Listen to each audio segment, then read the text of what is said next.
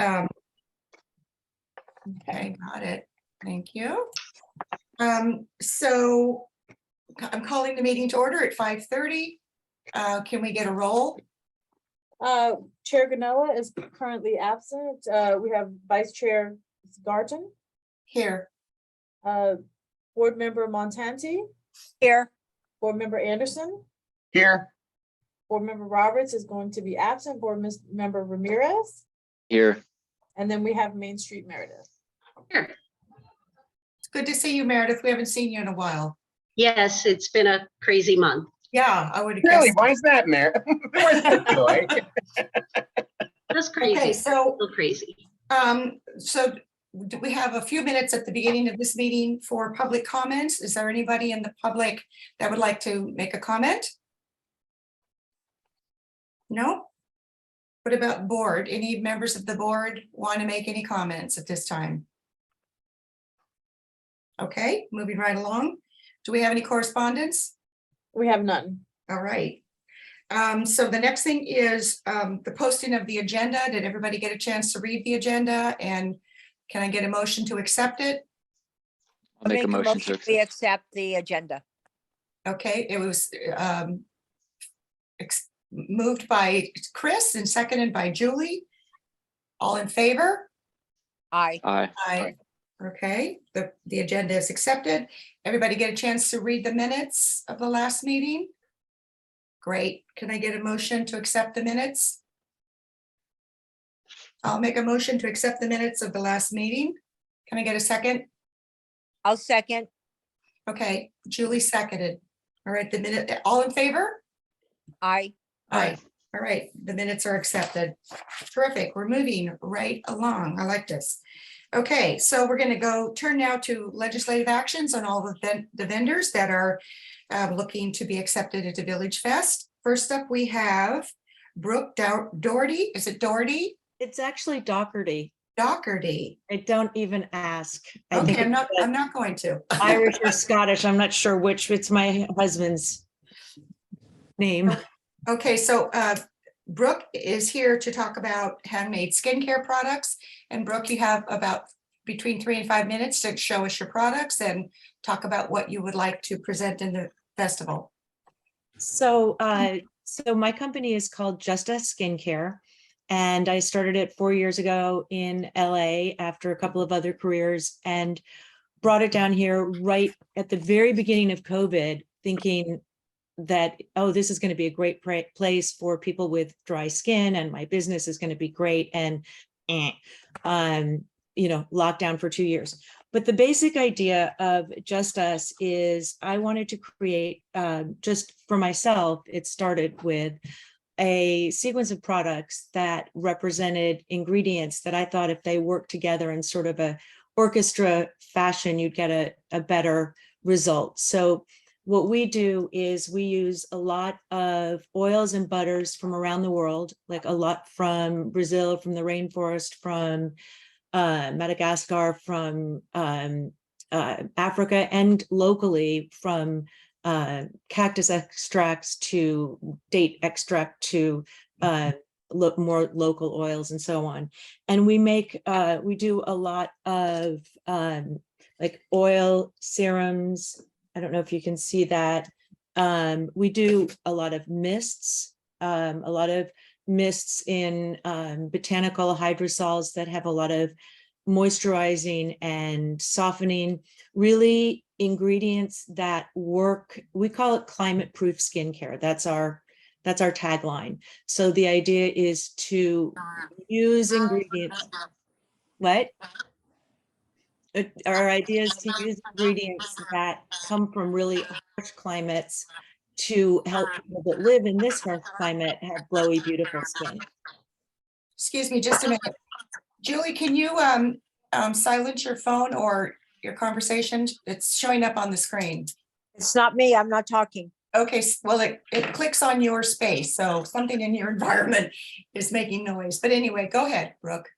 So yeah, so as I was saying, we use ingredients that were made that come from harsh climates to create products that will help people, especially those who live in harsh climates. So we do a lot of, this is one of our main products. I don't know if you can see it. It's green. It smells like the earth. It's just oils and butters. It's a balm. And people look at it and they're like, whoa, that's strange looking. But then they try it and they're kind of hooked. So it's very gender neutral, works for everybody. It's really great, clean, global product. And the other thing that I just want to share about us is we have a piece of our business called Commerce and Causes.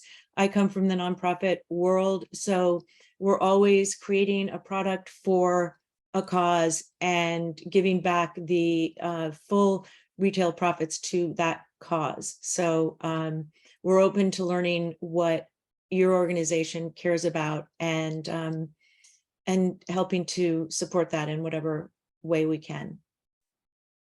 Can you tell us where the products are manufactured? How are they made? Some of them are made in my teeny tiny lab that's in my garage.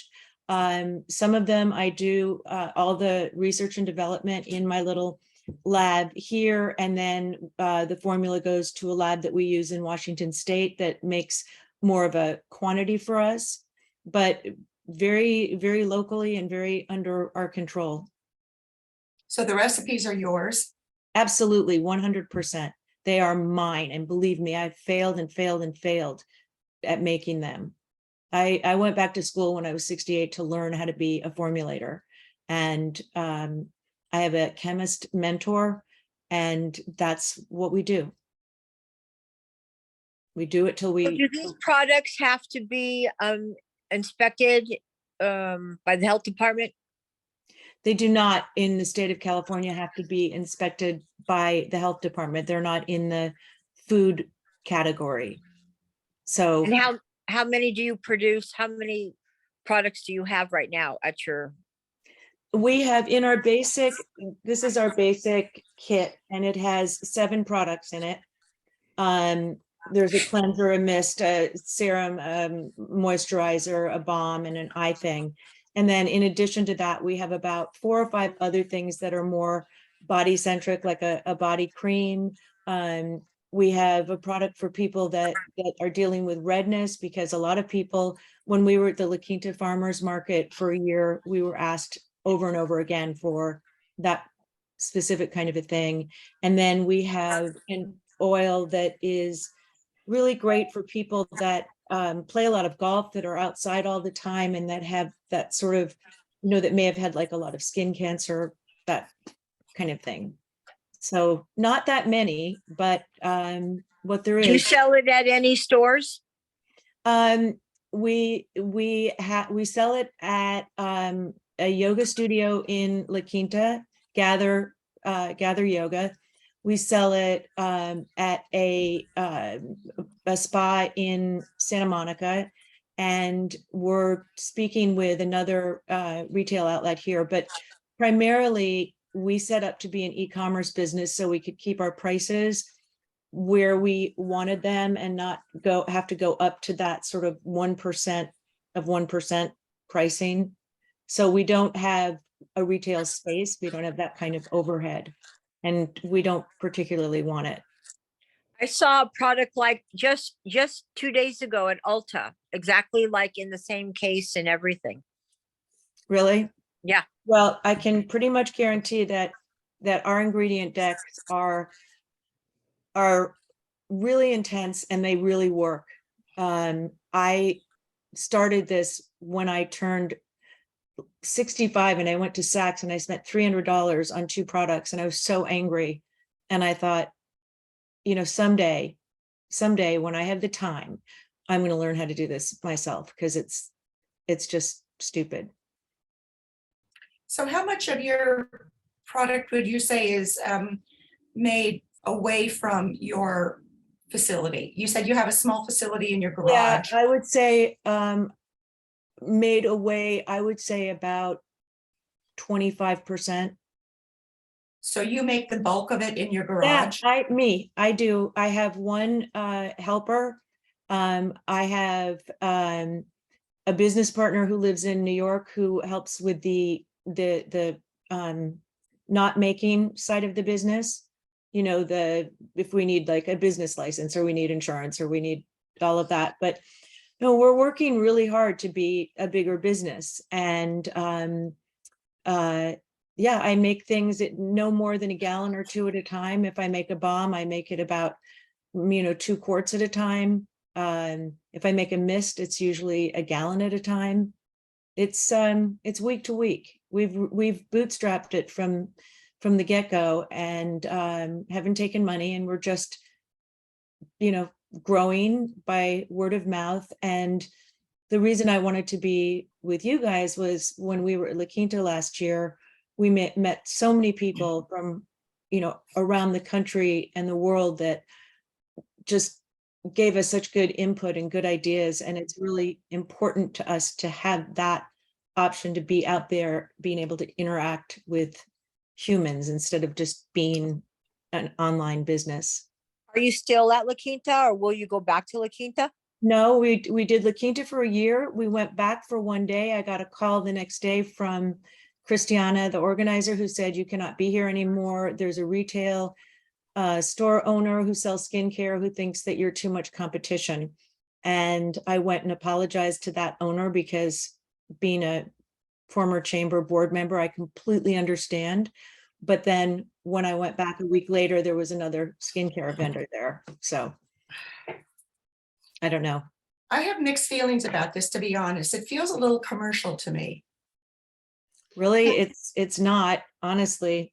I mean, Can I ask a question on Sure. on your label, on your bottles? Where does it show as it being made? well, so okay, so there would be the title of the product, right?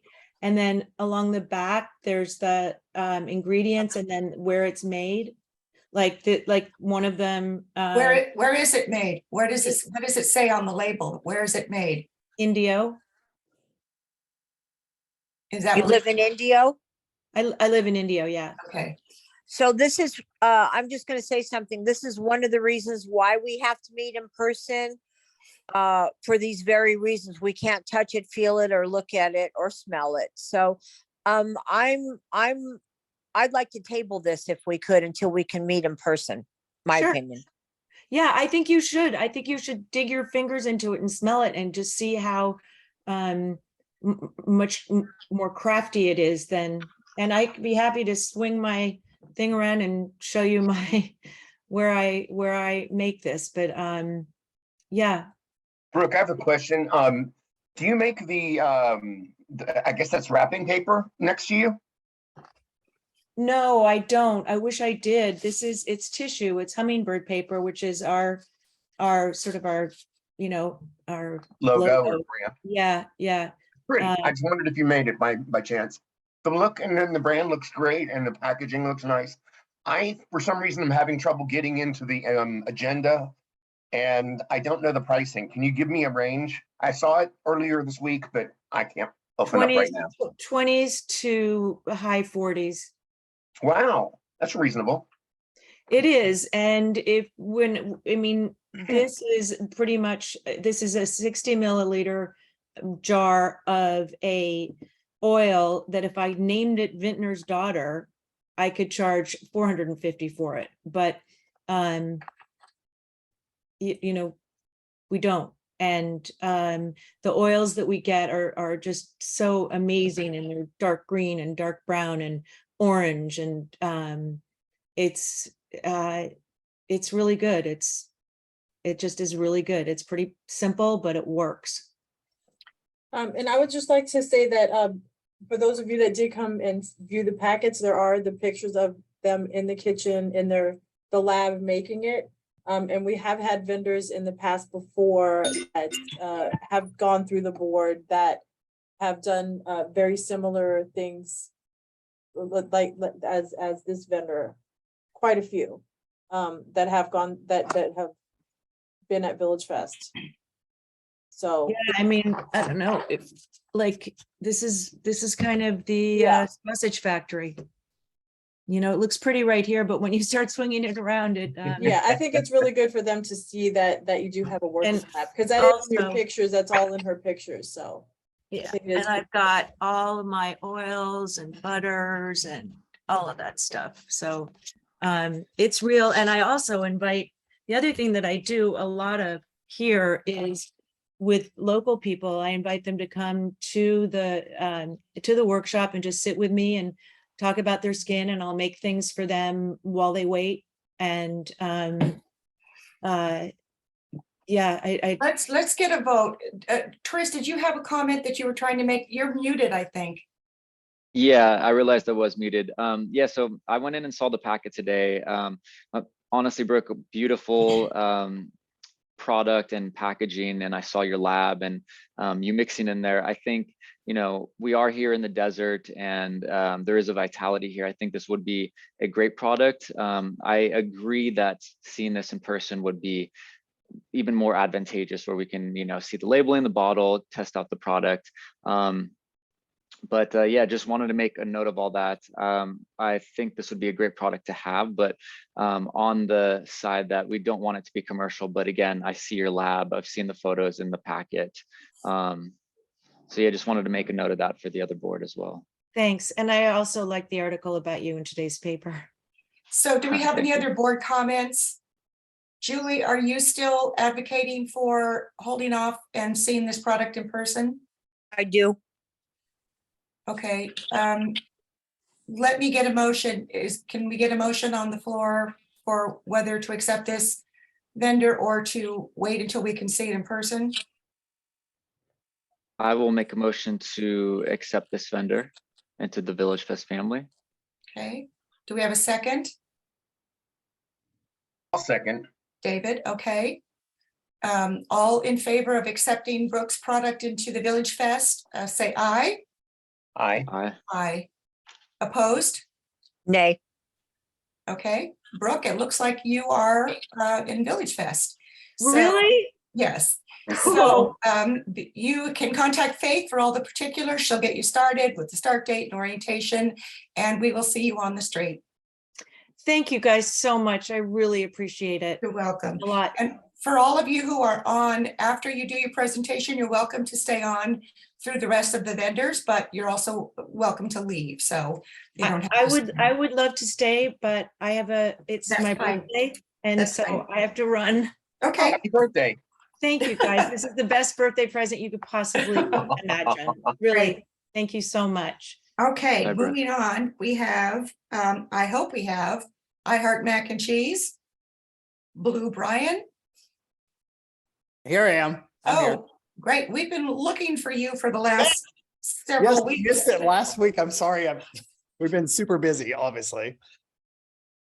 Okay, you have, we know you have a retail store here, but can you tell Yes. us a little bit about what you want to present at the Village Fest? So what we'd like to do is we are planning on more of an informational tasting of our restaurant, which is on Indian Canyon at Arenas. So some items we would be giving away are scratchers, Cool. $1 off coupons, Cool. bracelets, lanyards, and other things. And we also would like to give out, we've already cleared with the health department, ramekins, 2-ounce ramekins of our different dishes, like our short rib Philly, or some of our other dishes. And they would be given out, they're prepared at the restaurant and rolled in with warmers. And we are thinking about possibly, we might do sales for the Mac Bites. Because they're a nice portable item in a little paper boat, pepperoni classic or buffalo, and they travel really well. And it's something that people can walk around with in 3 bites. So there's items where everything's travelable, so they can walk around with it. But So for I just, go ahead, Julie. I just wanted to say that I've had many people eat at your, I guess we call it a restaurant, Yes, your restaurant, love it. And I'm very proud of the fact that you have supported many of the events that are coming up. Yes. So I have to say, for a short time that you've been here, I think you're pretty amazing. Thank you. So I just want to, if you don't mind, I'd love to share just a brief on what we're doing. First off, I'm a community before I'm a business. I did not build I Heart Mac and Cheese to make profit. Luckily, my spouse and I are we built this to build community. I hire people right out of prison. I have two people. One of them was days out of prison. He's been in the prison system since he's 15. He's actually a lead now. We have another coming in that's a prison. We have seniors. We have people from the Desert Arc. We have, as I said, we have seniors. What? We have people in recovery at Michael's house. We pay $20 to $30 an hour. So our lowest paid person is $20 an hour. So we pay a living wage. We just shot a commercial with Tracy Turco's house. Instead of using a big firm, I went ahead and got with the Palm Springs High School, and 180 students were involved in shooting this commercial, writing the commercial, and now they're editing the commercial. So that will be going on to their school website, where the community will vote on who gets to be broadcasted on television. It's a little secret. I think they're all going to be. But I wanted to give real life experience to the students. We also are working with working with the animal shelters. What else have we done, Gene? We sponsored the Pride stage for Pride. Both ourselves and our corporate office both gave to the community, for the gay community. I myself and my husband obviously are both gay. I am disabled as well. So, but it's all about giving back. And in the restaurant, there's so much that we're doing for the community, and I appreciate that you've noticed that, and we continue to do. Certainly sounds like you're a big, strong part of the community, and we thank you for all that you've done, especially hiring people that have difficulty being hired and paying them a living wage. That's awesome. Are you here tonight just to, you want to come on the street to pass out samples? You mentioned that you might want to sell some cheese bites later, but that's not part of your packet tonight. Is that right? That's correct. Okay. We're just trying to figure out what's going to best serve us and the community. I feel after doing the Taste of the Desert, was it just the other day with the Taste of Palm Springs, that we had a line of people, and I don't think financially we could. I don't know how much return we'd get, but that was a lot. And that was just that one. And the Village Fest has a lot more people than the Taste of Palm Springs. Right. So I can vouch for that, because Yeah. I worked that with the chamber, Yeah. and he had a line out and around the door and down the parkway. Yeah. So I don't think any of us are questioning the quality of this product. And if you do decide in the future that you want to sell bites, you'd have to come back before the board and be approved as a food vendor. Okay. Okay, but can we get a motion? Can I get a motion about whether or not we want it? I make a motion, we accept this vendor mac and cheese. Okay, Julie first, I'll second that, Blue. Chris Thank you. second. Yep. All in favor? Aye. Bye. Opposed? Welcome to the street. Thank you. Welcome. Thank I you. used my $1 off coupon on Saturday night, Yeah. and I think I got my giant Starbucks iced tea cup there. So, It's if you so have a lost and good. found, I'm And gonna come in this week. and the Thank you. prices are so reasonable. Yeah. It's wonderful. Thank you. It So is. get- And we're ready talk- for Pride. Talk to Faith and she'll get you all the information that you need. All right. Thank you so much. Cool. Thank you, Blue. Thank you. Awesome, Blue. Bye-bye. All right, next we have Myrtella. Is Myrtella here? To die in LA? Myrtella? No? Okay. What about I think that, Saginas? I believe that Jason Konis was after I Heart Mac and Cheese. Oh, I'm sorry, you're right. I'm sorry, I'm skipping ahead. Yes, Jason Konis, are you here? Jason, hi, Jason. can you unmute yourself?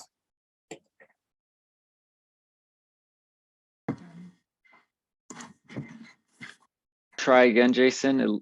Let's see.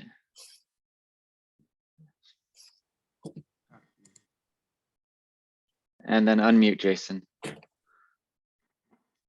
Try it one more time. Up at the top, there's a unmute button. Can you hear me now? Yes. Perfect. Okay, Jason, you have a couple of minutes to present your product and tell us about a little bit more about you. Perfect. Well, I have all my paintings set up here. As you can probably see it kind of around me. I basically paint everything myself. I'm an avid artist, and I kind of been inspired. I'm new to the area here in Palm Springs. I can show you a bit of some of my pieces here. I've been working a lot of mid-century modern pieces.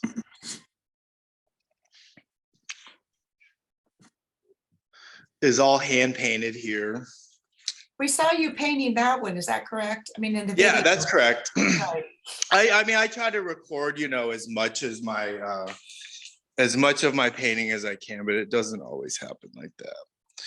So these are like some of the larger scale ones. That's the sign that I would use in front of the booth. I did this one inspired of Trixie Mattel that came into town. That's like another mid-century modern style piece. Painted like a purse up here that I thrifted and kind of just redid. These are like kind of my favorite ones here, these mid-century modern pieces that I've been trying out. So these are acrylics on canvas, is that correct?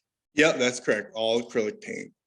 They're certainly colorful and really vibrant. That's kind of my style. It's big, bold, and colorful.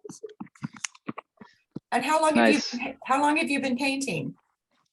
Painting for probably about, seriously, for the past 3 years, but always been an artist at heart for probably the past 10 years of my life. So And you're new to Palm Springs, Jason? Where were you before this?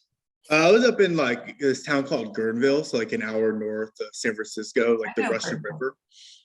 Wow, nice. So it was definitely a hot summer this year, but it's Nice. getting better now. And then so you got inspired to kind of paint mid-century, kind of utilize a lot of the coloring here. Totally, and like the cactus everywhere is totally inspires me every day. Nice. Yeah, I think this will be really poppy and yeah, bold and bright. Kind of bring some color downtown. I think so. That's my too. plan, always, keep a fun booth, and I kind of have price ranges, I hire, tier canvas that, I pay a higher price for, and those, take my time. So those will be a little bit higher prices. I kind of have different prices for everything, for everyone. Nice. Does anybody have any other questions for Jason? Can I get a motion? I'd like to make a motion to accept Jason to the VillageFest family. Okay, Chris made a motion. Anybody want a second? I'll second. Can we get a vote? All in favor? Aye. Aye. Aye. Opposed? All right, awesome, Jason. You're part of Village Fest now, and you can be in touch with Faith, and she'll give you all the particulars. Okay, so Faith, will I just get an email from you, and I'll we'll follow up then? Yeah, you'll get an email from me for the orientation that we'll have. That'll be next. Okay. week. Okay, so you get an you'll probably get an email from me this week. Okay. Okay. Well, thank you very much, you guys. I really All right, appreciate Jason, it. we look forward to seeing your vibrant work on the street. Thank you so much. I appreciate it. Bye-bye. Thank you. Bye, Bye-bye. Jay. Okay, now I see Martella. Can you turn on your, there you go. Hey. Hello. Hello. This is my business partner, Brittany. Nice to meet you. Hi. Can you tell us a little bit about yourself and your product? Yes. You want to go ahead and start? We actually started during the pandemic. Her and I have been like teammates since high school. We've been playing basketball together, and something about us is like we're very we love like the streetwear, the like what we wear, especially like Nike socks, and that's the one that kind of motivated us to be more fun with it, with like our products, because we started off dyeing socks. Like I don't know if you've seen like our products. Can you show us more of your product? Yeah.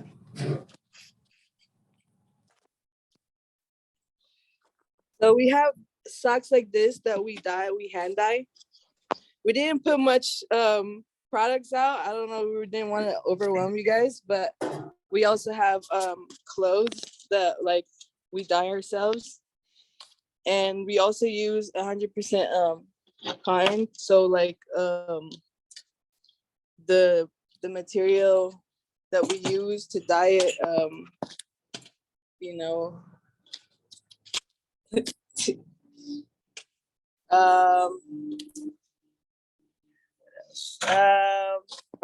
everything that we do.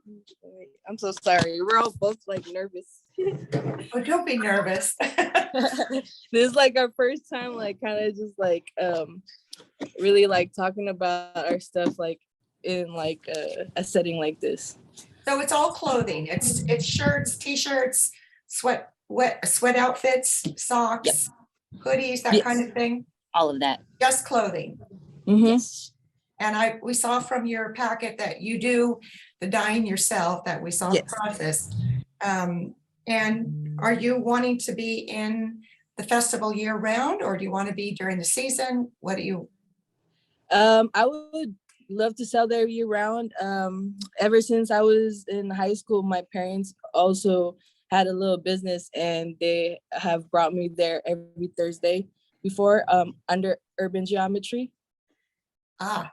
Yeah, and so like I've already been, I've seen how the Village Fest is, and I just know like we'd be like perfect there, and we'd love to add some color to everything that we do. Yes. That's everything that we specialize on. We dye in a wider array of colors. And this is like an example of something. This also. Yes. Can I make a comment or a question maybe? I love your logo. I love your brand and the look. I have a concern about the Nike socks. I don't know if there's some kind of a copyright infringement or a trademark issue, but if you had Mickey Mouse on your shirts or on your shorts, the Walt Disney Company would be after us and you. And I'm wondering if that same thing would hold true. If they were plain white socks, it'd be a whole different story. But with the Nike logo on it, I think there's something that we need to explore. We are actually in the process of working on our own socks. We should have them within 3 to 4 weeks. If that was an issue, we could just do the clothing for now. We do have a lot of clothing that we can put out. I'm a huge fan of your logo. I think it's awesome. If you could put a tiny logo on those white socks. Oh yeah, that's exactly the plan. what we're doing.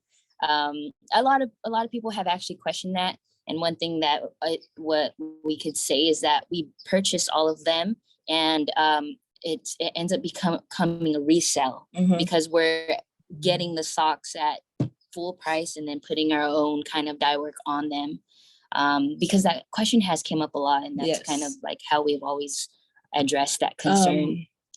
Also, I'm gonna add to that too, is we've also been selling at a big market. We're at Melrose Trading Post every Sunday, and we're at Rose Bowl, Pasadena, once a month. And one thing about Rose Bowl and Melrose, they're very strict. And I do believe, just like us, because you guys gotta be, for you to like stay going for years, right? So I do understand like that question. I think you should see. Go ahead. I was gonna say, are any of your other raw materials, are any of those other things branded besides the Adidas socks?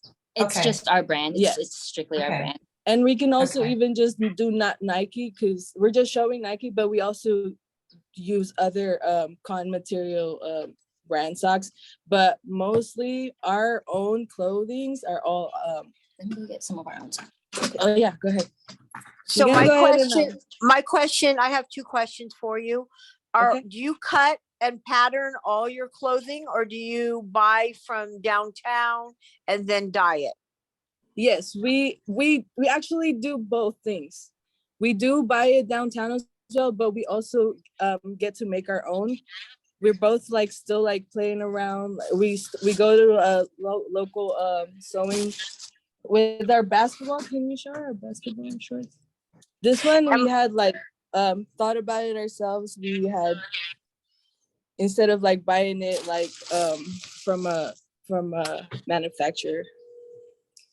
These are some of our, an example of our own socks with our own logo.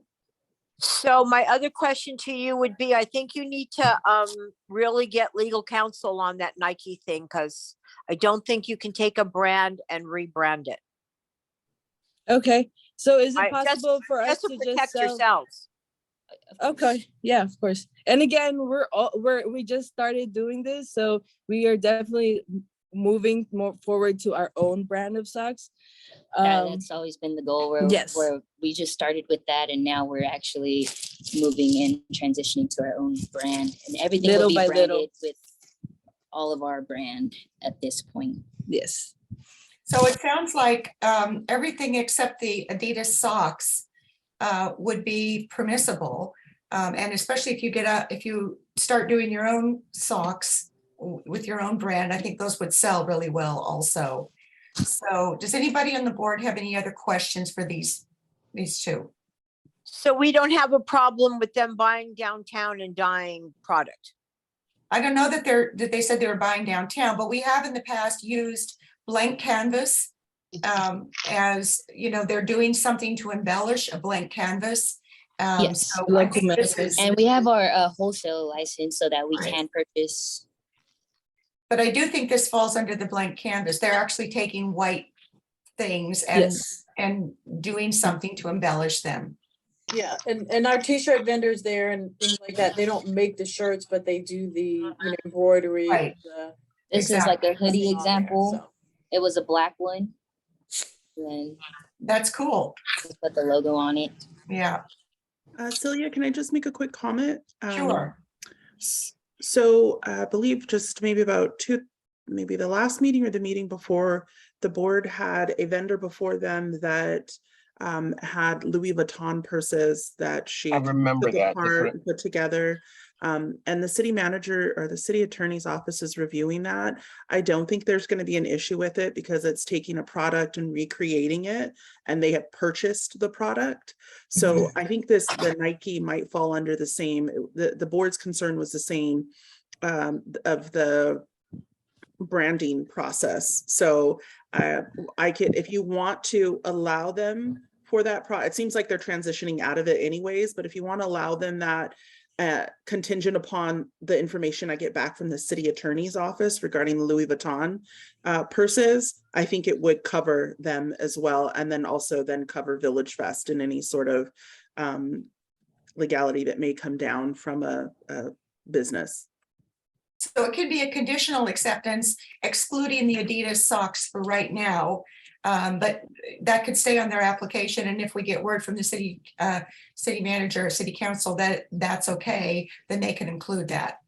Right. So this and I would should hear be back shortly. Okay. That would be everything but the Adidas socks for right now. Yeah, and we can of course set up our whole setup without them. Yes. We have enough product to cover without the socks. Okay. All Would right. you ever do, just a good question. I know the branding's around LA. Would you ever do anything regards to Palm Springs or like some sort of collab? Oh yeah, or, we could definitely do that. That would be fun. colors? That's one thing that we would want to do too, is as we transition to different cities or even states, we would want to incorporate the city. Right. And I think like a lot of locals Yeah. and tourists as well, they'll want to take something home with them, that might remind them of the California culture or Palm Springs. That's exactly So- kind of what we're aiming towards for all of the tourists and people who come to our markets, something like a memorabilia, something that they could take For home sure. with them. For sure. Cool. Great idea, Chris. Anybody else have any other comments or questions for these two? Can I get a motion? I'll make a motion to accept them into the VillageFest family. Okay. Second. Julie, Chris first, made the motion and Julie second. All in favor? Aye. I, Any opposed? Okay, great. You're part of Village Fest now, so be Yay. confident and she'll help you get oriented. Super Thank you so excited, much. looking forward to it. Thank you so for much. coming. Have Thank a great you. night. You too. Right. Thank you. Bye-bye. Okay, Sagitas, is Sagitas on? Sagitas, hello. Can you unmute yourself, please?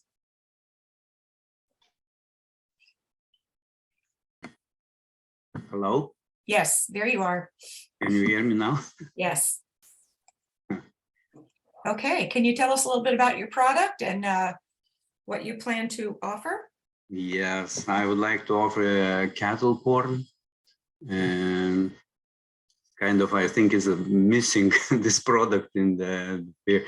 We have the stores, we have a couple of stores. Our family has a couple of stores on the Palm Canyon, and souvenirs and t-shirts. And we benefit a lot from the Thursday night because the fair. So, and we always want to sell something also there, but we cannot go with our product, because that's nothing original. But the passion, all the life I have like making popcorn, like cattle corn in family meetings,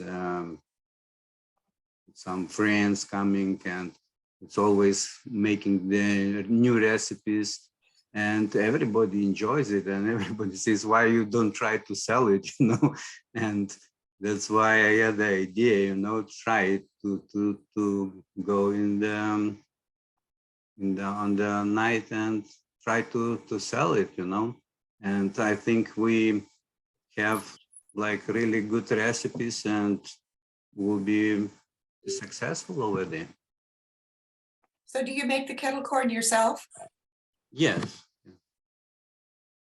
Like in your home, or where do you make it? Or right now we're just making in the home, but we're ordering the bigger equipment, that bigger cattle that's gonna pop it right. It will be like a show, kind of, we will pop it right in front of the people, and make all that nice smell, and it will be like adding to the show, I guess. We used to have kettle corn, didn't we, Faith and Jasmine? There used to be a kettle corn person on the street too. We Yeah. did, yeah, they have not come back out since we reopened, but yes. And they were very we don't popular. have- Yes. Yeah. I remember. I remember Yeah. them too. Yeah. Hey, Alex, did you know that you could sell merchandise at Village Fest that you normally are in the business of selling in your store? Did you know that that's allowed of downtown businesses? No, I didn't know it, because some t-shirts I make by myself, like Buddy Springs t-shirts. Yes. Did you know that you don't have to be the maker of them if you own a store in downtown Palm Springs, that you could have a booth at Village Fest to represent items that you sell in your store already? I feel like you might not have known that, and so you are trying to figure out what you can make with your own hands. But as a store, because you have two stores on Palm Canyon, right? On the 100 North block, I believe. 140 T-shirt city and yes. So you could actually have a booth at Village Fest. It would take a different application than this one, but you could actually have a booth selling your merchandise in your existing brick and mortar store, even though you didn't make it yourself, because you have a store on the street. And I feel like you didn't know. It's a nice news, yeah. Yeah, I feel like you didn't know, and you love Village Fest so much, you're trying to figure out how can you get involved. And I'd love to see the kettle corn, because I like kettle corn, but I just want to make sure that you knew that as a store owner, you could actually get a booth for your own merchandise that that you are already in the business of selling. And I feel like you might not have known that. Yeah, thank you for information. Yeah, Thank you. sure. Yeah, that would require an additional application, but tonight we're talking about your kettle corn, and I wonder if anybody has any further questions or any concerns. I can't imagine there would be. Everybody loves kettle corn, so I make a motion that we accept this vendor, the kettle corn vendor, into Village Fest. Can I get a second? I'll second. Thank you, Julie. All in favor? Aye. Aye. Any opposed? All right. Thank you very much, Sagitas. You are part of Village Fest. So Oh, just be in thank you touch very with touch with Faith, and she will give you all the particulars. Very excited. Thank you. Okay. Great. Thank you very much for coming. See you Thanks. in the Village Fest. Bye-bye. Bye-bye. Okay, Catherine, Got Green Drinks. I see you there, Catherine. Hi. How are you? Good. Can you tell us a little bit about yourself and your product?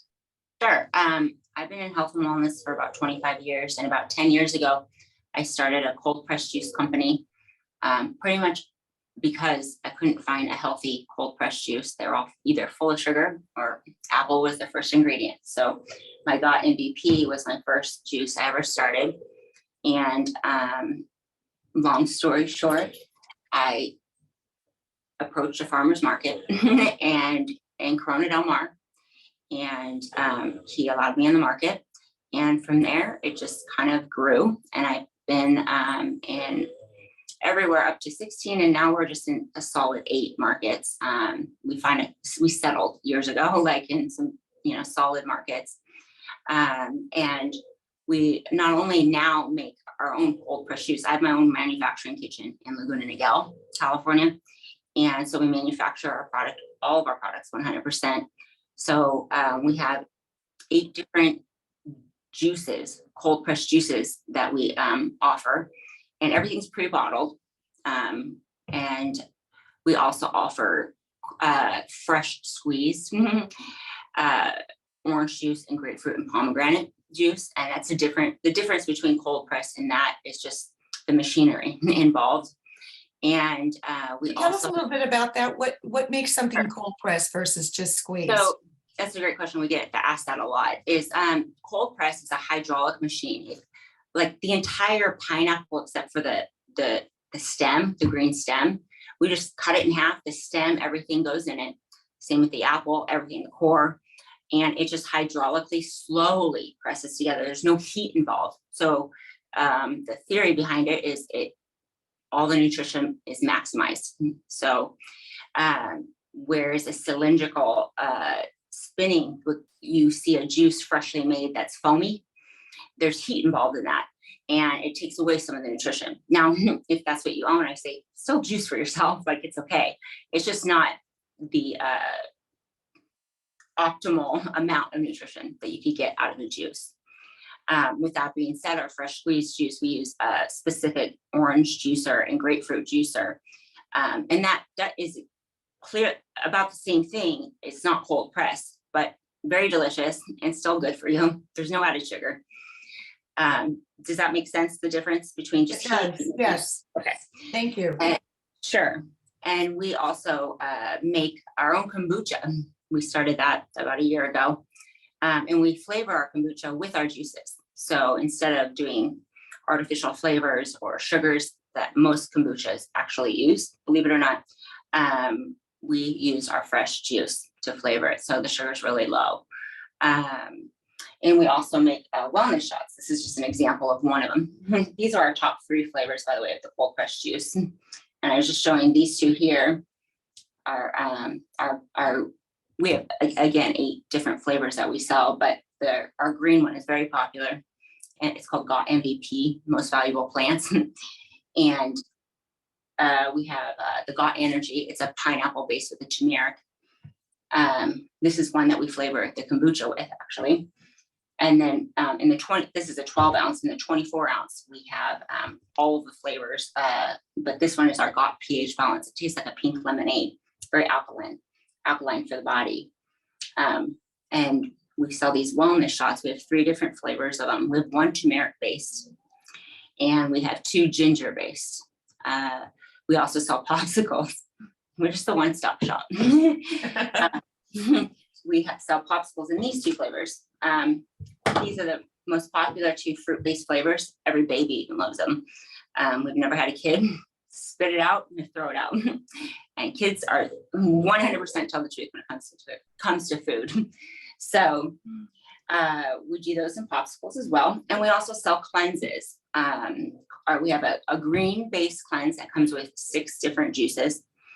And we also have a variety cleanse. I call it the starter cleanse. If you've never done a cleanse before,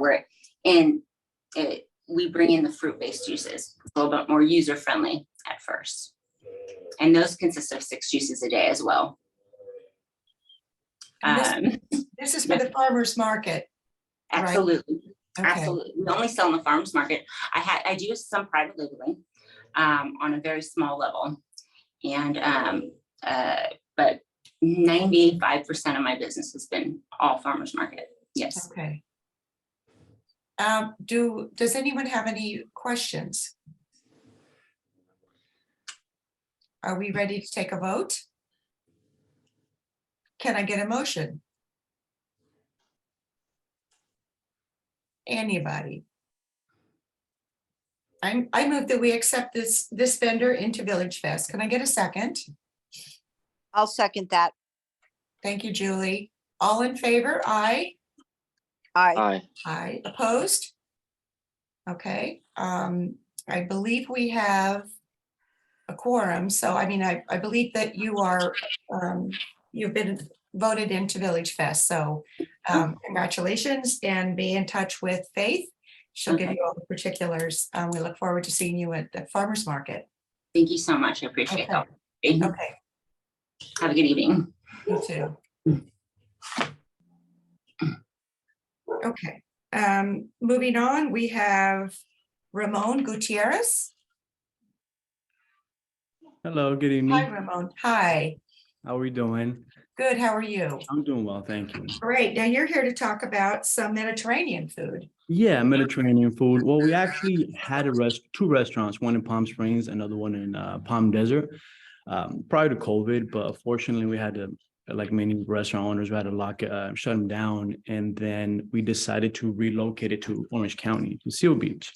Now, me, myself, I am from Palm Springs, born and raised. I love the town, and I don't have any plans of moving. My plans are to bring it back as soon as we can. And the next step that I think would be a great step to do would be to, of course, serve it on downtown at the VillageFest, which, you know, if everything goes well, we plan on doing that and serving there as long as we can. And then sooner or later, opening up a brick and mortar as well. The food happens to be Greek Mediterranean food with a little bit of an Eastern Mediterranean flair. A little bit of a Lebanese and Turkish flair in there. The chef and owner, and my partner, he is Greek and Filipino. So he's bound to explore throughout the whole region, even a little bit of North Africa and Spain as well. And yeah, so that's pretty much what we've been doing. We've been doing this for 5 years. We had other big events. We worked for the Best Beverage Catering. We did a La Quinta Arts Festival there. We also did 300 person wedding at the Fox Theater in Redlands. And right now we currently operate a restaurant daily doing about 120 servings, plates a day. And that's pretty much the background of our food and our business there, Miss, and people and folks. Well, your food sounds delicious. I think it's a great addition to VillageFest. We love the variety that we're getting. Does anybody have any questions for Ramon? Ramon, all I have to say is Opa. It was before, and it's great. I was in Greece this year, so. Oh, okay, good for But you. I've had your food at La Quinta Art Festival. Oh, you have? Oh, great. Yeah. That's great to know. And we actually did quite a few drop-offs at the city council, at the city hall, from time to time for their lunches and whatnot. So we have folks at our restaurant too in Palm Springs and Palm Desert come in all the time. And yeah, we just want to be a big part I personally want to be a big part of my community. You know, I do have 2 daughters getting raised there, and I want just the best for my community, my neighbors, and everyone around us. So yes, thank you.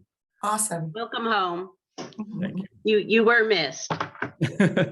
Thank you, Miss. I'm happy to hear that we actually miss, that people think about our food still. Yeah, and I do plan on bringing it back as soon as we can. All right, any other questions? Can I get a motion? I'd like to make a motion that we bring this vendor back to Street Fair, Village Fest. Okay, Julie first. Julie raised the motion. Can we get a second? I'll second. Welcome back. Okay, well, both of you second. I think you're muted, Chris. There we go. Okay, yeah, so David seconded, all in favor? Aye. Aye. All right, welcome aboard. Thank you very much. We Thank look you. forward to seeing Thank you you, on the ladies. street. Thank you, Miss. Thank you, folks. Thank you. You all have a wonderful evening. You too. Thank you. Bye-bye. Bye-bye. Okay, next up we have Noah Sturm. Noah, Yeah. hi, did I pronounce your Hello. name correctly? What's your last name? Sturm.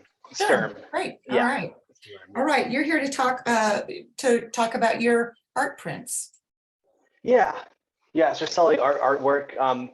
I mostly work digitally on the computer or iPad. And I have a lot of different kind of art, but most of the, a lot of the stuff I have is like pop culture stuff, like where they're like puns and they're like kind of like comedic. And so this is like Taylor Swift, but she's a Taylor. Kind of like a pun on that one. This is like Harry Potter, but he's Harry Styles. A lot of musicians and stuff. It's this is Lana Del Rey, but she's a Llama Del Rey. You can see that, okay? That's cute. Keep going. This is Ed Sheeran, but he's like shearing a sheep. Yeah. Very So I mean, there's a lot of creative. those. Yeah, and I also have just like landscapes and other original things that I make too. So are they, so they're printed on what? So they're just printed on high quality photo paper.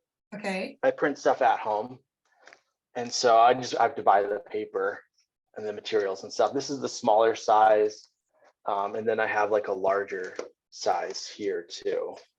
It's like a larger size. and are any of them framed or you just sell them like Yeah, that? I do sell stuff framed, but Okay. sometimes people want to get their own frame.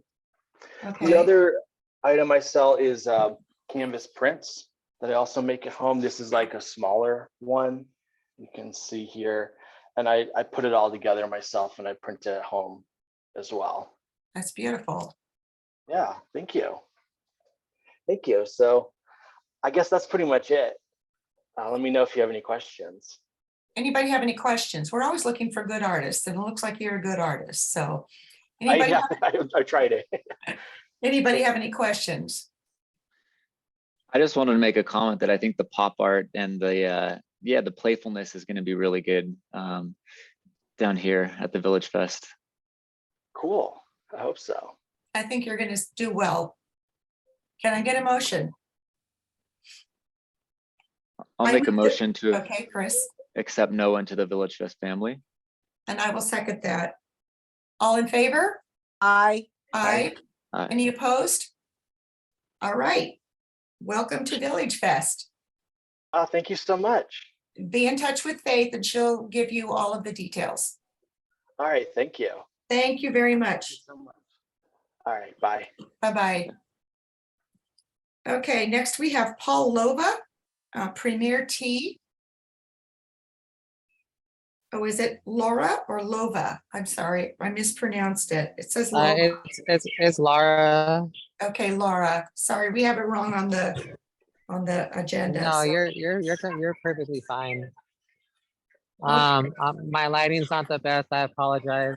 I'm sorry about that. That's okay. Tell us a little bit about your tea. So we have two different types of teas. We have like herbal teas and caffeinated teas. So we have stuff for like we have like hibiscus teas that help with that have been known to help with things like blood pressure. We have other teas that help with known to help with stress and anxiety, stuff for insomnia. We have stuff that's been known to help with anemia, for low iron, for blood sugar as well. So we have a holistic part with all herbal teas with no caffeine. And then we do have our caffeinated blends for like our chai lovers or people who love Earl Grey. Or we have like oolong teas, green teas, and white teas. We also have like spice blends, like our golden milk, which is like a organic turmeric, Ceylon cinnamon, and ginger blend, which is like really good to add to like coffee as a creamer. You can add it to milk. It's like an organic horchata. It's really good for like helping with like inflammation, for joint pain. So we just believe in like a more natural approach to helping out our community, and just educating our customers, as well as being educated with people who also are into these products as well too, because there's a very niche community and a lot of people that like these products are familiar with these individual ingredients. They're also like very educated like in the holistic benefits of natural remedies and herbs. Awesome. How many different types of, it sounds like you have a huge variety. Do you know Yeah, about how so- many different kinds you have? We have right now, so we've tried out throughout, so in the past almost 2 years we've been in business, we've tried out about maybe like I would say 30 to 40 different types. And now we have about 18 specific blends. So we've kind of found like our sweet spot to where they're the products that are the most beneficial to the customer. So we have about 18. Okay, great. And this is a farmer's market. Go ahead, Julie. Are these boxed or they're hot? So these are dried loose leaf teas, so we don't sell any of them hot.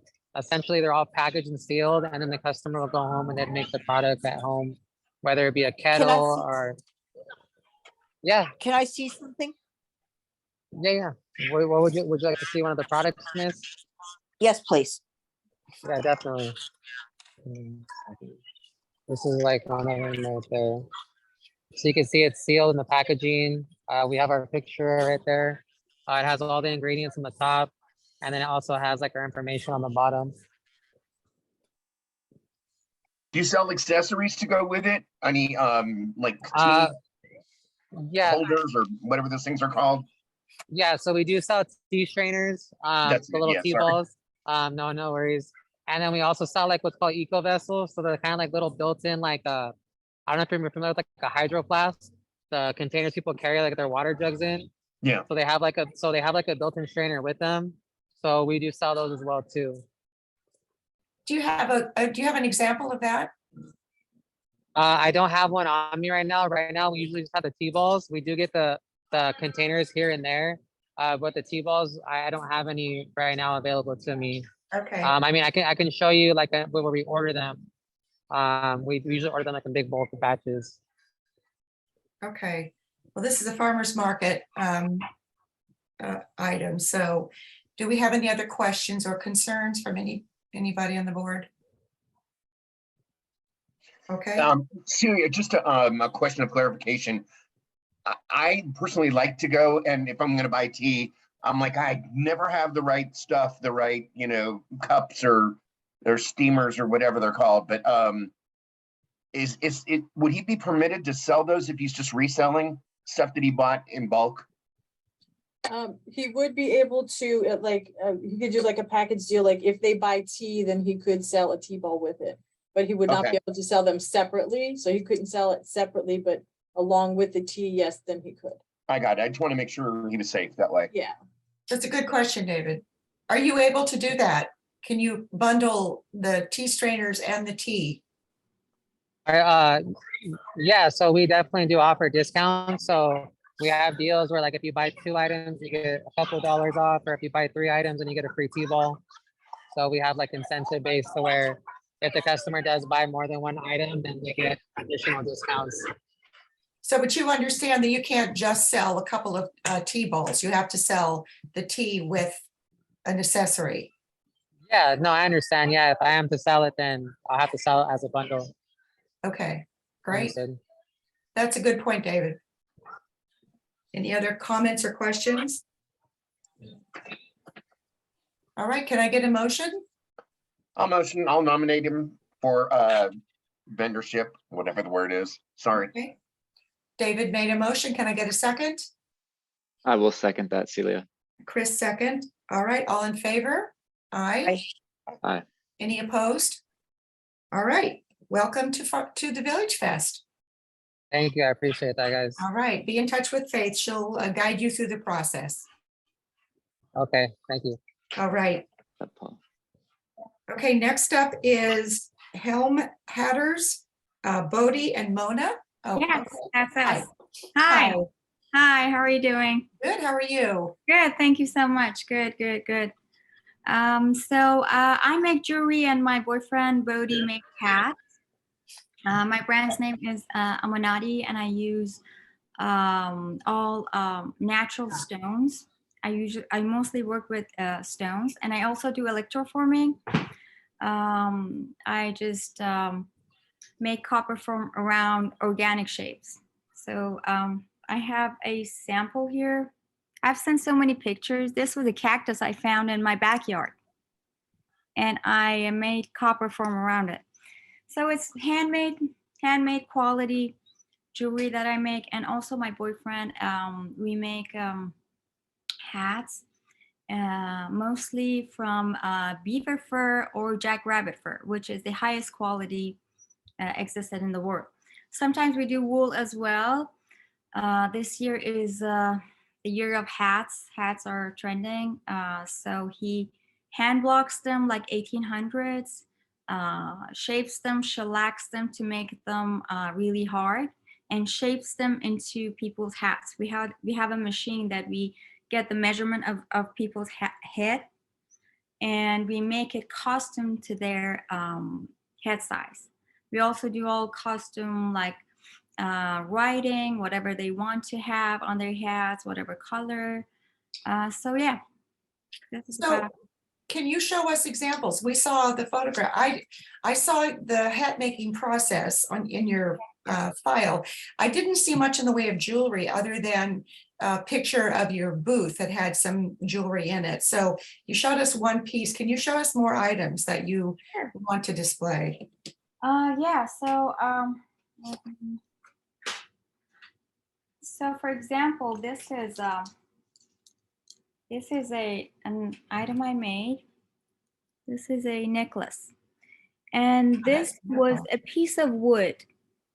Now the wood looked like this at the beginning. It was a branch of a dried cactus wood. And I formed, it's a chemical reaction that it makes. So it became like this, and I added like natural stones to them. All natural, all natural. What is the process that you coat that with? What is it? You said, is it copper? It is. Okay. It is, yes. So I get whatever organic shape I want. I bring them in, I shape them to whatever shape I want. And then there's a blue liquid that's a mixture of very weird stuff, like the battery acid, the roadkill, and it sounds scary, but it's not, and water. So I mix these three, and then I attach it to electricity. And I have tubes of copper around them. So what happens is that copper comes out of those tubes and attaches to the organic shape I put inside that liquid. And I put graphite to make it happen. It's like that. That was a process. I sent some pictures too, I think, about the process, but I had to explain it, I guess. And then here I have these guys that are all natural stones. This is malachite. This is snakeskin jasper. I have dolomite. This is a K2. It's a stone that the mine is under second highest mountain in the world. And the mine is only over there. So I use really special stones. And these are for gentlemen. It's a big size, some fun colors. What else? I'm glad I had these around because I didn't know what we're going to talk about in the meeting. These are some jewelry pieces I have. So let me ask you a question. Are the beaded bracelets, you don't make the stones yourself. You get the stones, the beads somewhere, and what is the process? Do you string them? What do you do?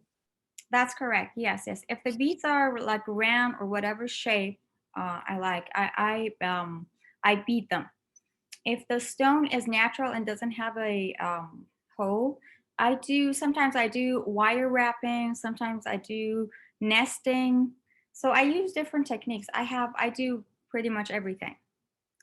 But they are really unique. The style is the style that I came up with, and it's nothing that you see like in other.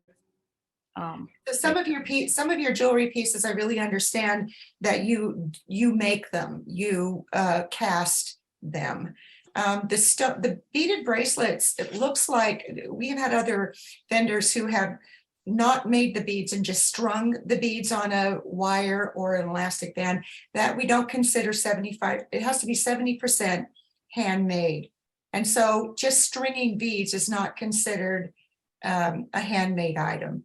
The other pieces that you showed, and if you're wire wrapping the beads or you're nesting them, as you said, there's some kind of creative process that you're doing to the bead, if you could show us any of those, but just stringing is not something that we could approve. Okay, well, I can use my electroform stuff. Sure. Yeah. But the hats, let me show you the hats. So this is one of the hats made. This is the style of the hat, and we do everything detailed on them. So inside of it, it's gonna look like that. That's great. We have the name. I don't know if you can see it. Mm-hmm. Yeah. Yes. And in my hats, I have everything custom, like very personal stuff inside. I have that, and we can change interior. We had a couple that were in love with their 2 dogs. We actually found a fabric that had 2 dogs in there, and they loved it. And they had actually drawings of them. So yeah. Beautiful. Do different things, yeah. So any of the other board members, do you share my concern about the strung bracelets? I do. Okay. What about other board members? How do I you agree. feel? I'm a little concerned. It's, again, so hard for us to not see it. I know, this is exactly it. Let me grab some of them. Maybe I have some. Okay. Yeah. And I know we've dealt with other vendors like this before where you're right, Celia, over 70% handmade. And I Right. think, just stringing beads, I don't think we accepted them in Exactly. the past. Right. But it is unfortunate So I that had you can't see these things in person, obviously. So yeah, I have a question. Did she say the hats were made out of fur? Can you address that, Mona? The hats Yeah. are made out of beaver fur? It's either beaver fur, wool, or jackrabbit fur. The whole hat? The whole hat, yes. Let me grab the one we ordered, and we're gonna work on it. Let me grab one. Yeah, I think we saw in the packet that these were handmade. Yeah, so here it says this is beaver. Sorry, I didn't know you're gonna see this, but this is like really like soft. This is beaver, and if you touch it, it's the softest material. So it's the fur, not the skin. It's the fur, yeah. No, you don't do that with the skin. It's impossible. And if so, they didn't want it to do that. So I wanted to style it with one of my jewelry. This is a very classic, simple way of doing this. So we play with it. We see what design we like. Sky is the limit. We do anything and everything. So I think the hats were pretty clear about, but I'm still wanting to see more of what kind of jewelry that you want to add. And you had some change just a minute ago and that you put around the hat. And I want to ask you if you actually made the chain or did you buy the chain and just link it together? Where we have a lot of vintage stuff. We look for vintage, and it's unbelievable what we find. It's not made by ourselves. We don't solder them, but we find really old stuff, and we put them on the hats. My boyfriend makes them distressed, so it goes pretty with what's going on, Yeah, I think the hats were pretty clear about. So it's just really the jewelry that I think we need a little bit more information about. This was no, this is one of our designs. So this is going to be one of our designs. This is a ready-made chain. But we are going to use this one and also other stuff. On the hats. Okay, so aside from the hats, can you show us some of your jewelry that doesn't go on the hats that you want to sell separately? So for example, this one is a piece that I made. This is hematite. These are not like metal. These are hematite and with tiger eye. This is for gentlemen. This is for men. And what I did with this was an idea. This is inside of a watch and I have a wing attached to it. What this means is time flies, live your life. So this is so pretty when, when my boyfriend wears them, it's really beautiful because it's actually like this. So I had to make so many of these because people love the idea. Now I can make anything, any color here, anything is possible, but this is definitely some idea that I came up with. And did you make that piece, did you make the clockwork with the wing yourself? Did you manufacture that? I did not.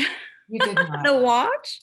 No. Well, I mean, did you add the wing to the watch working? Yes. Okay. I How did. did you connect it? How did you do that? Very hard. It was, I had to take out so many things from inside of the watch. So many details. It was very delicate work. So I had to do all that and then put this inside. Did you solder it? How was that? How did you I did connect not. these? No, I glued it. You glued it. Okay.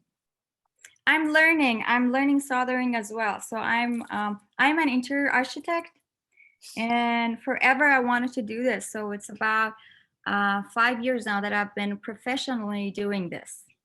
Now I created some time for myself. So it's new to me. I'm learning and I'm coming up with ideas.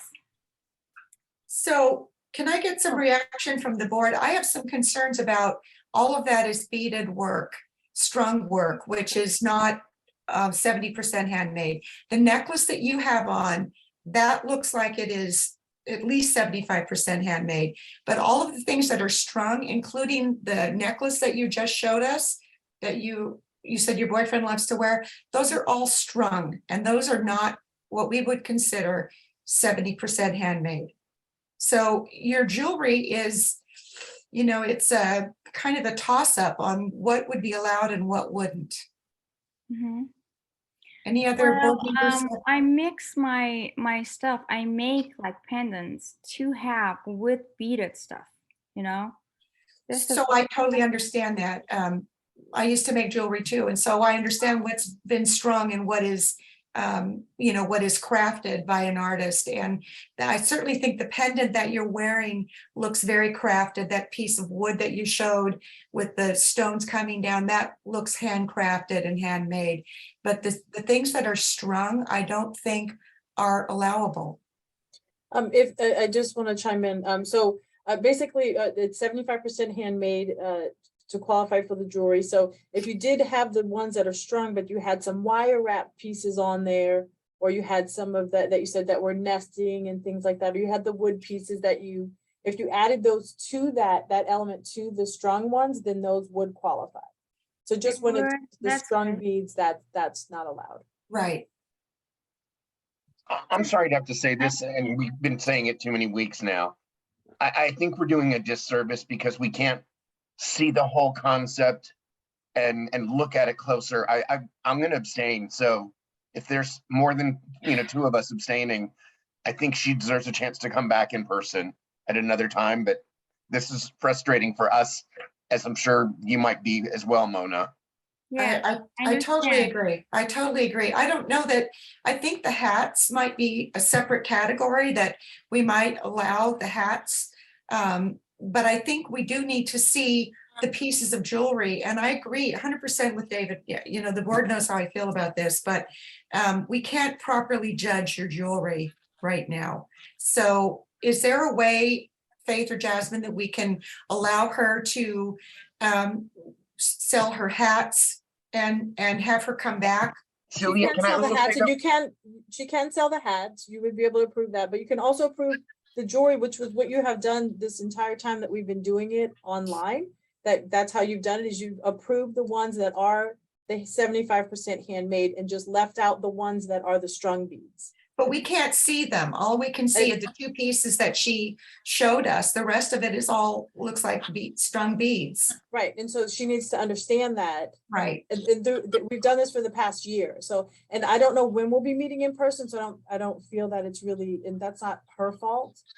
So I don't know when we're gonna be meeting in person, but what you've done before is just made the, you know, when you do your vote, you just say no strung, it has to be with the soldered, or it has to be with the dipped wood, you know, it has to be with the nested stuff, the more wire wrapped handmade things.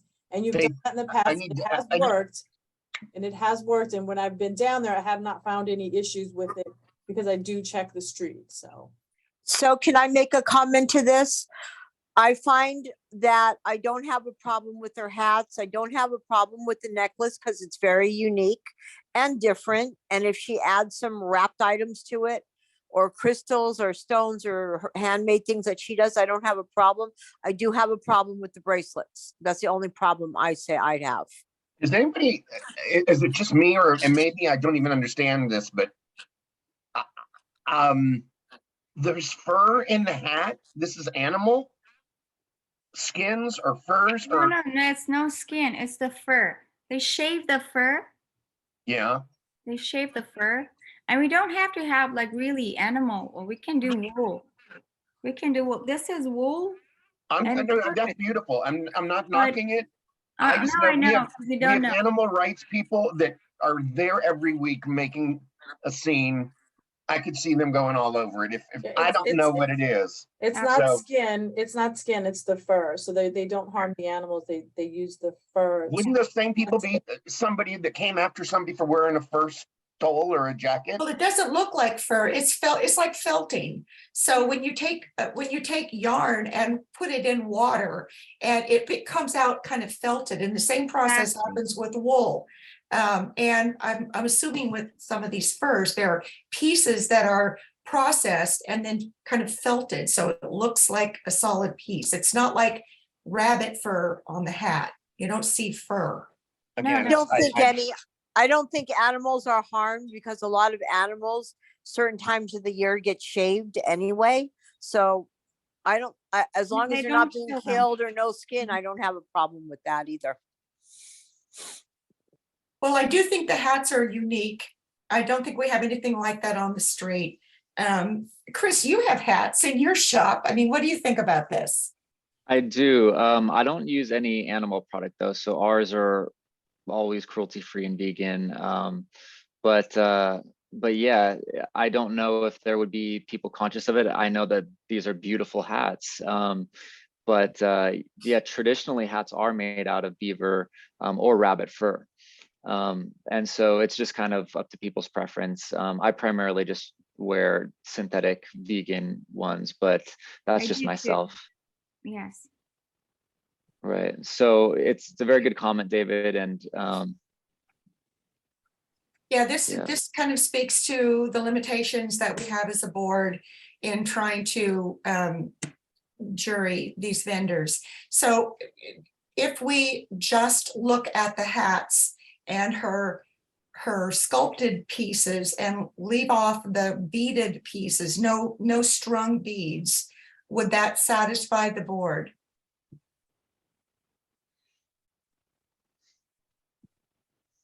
Comments? I pretty much say the bracelets myself because we have had other people that have strung different beads together and have done, maybe if she put one of the little cactus pieces on that as well. I don't know. I find the watch thing very creative.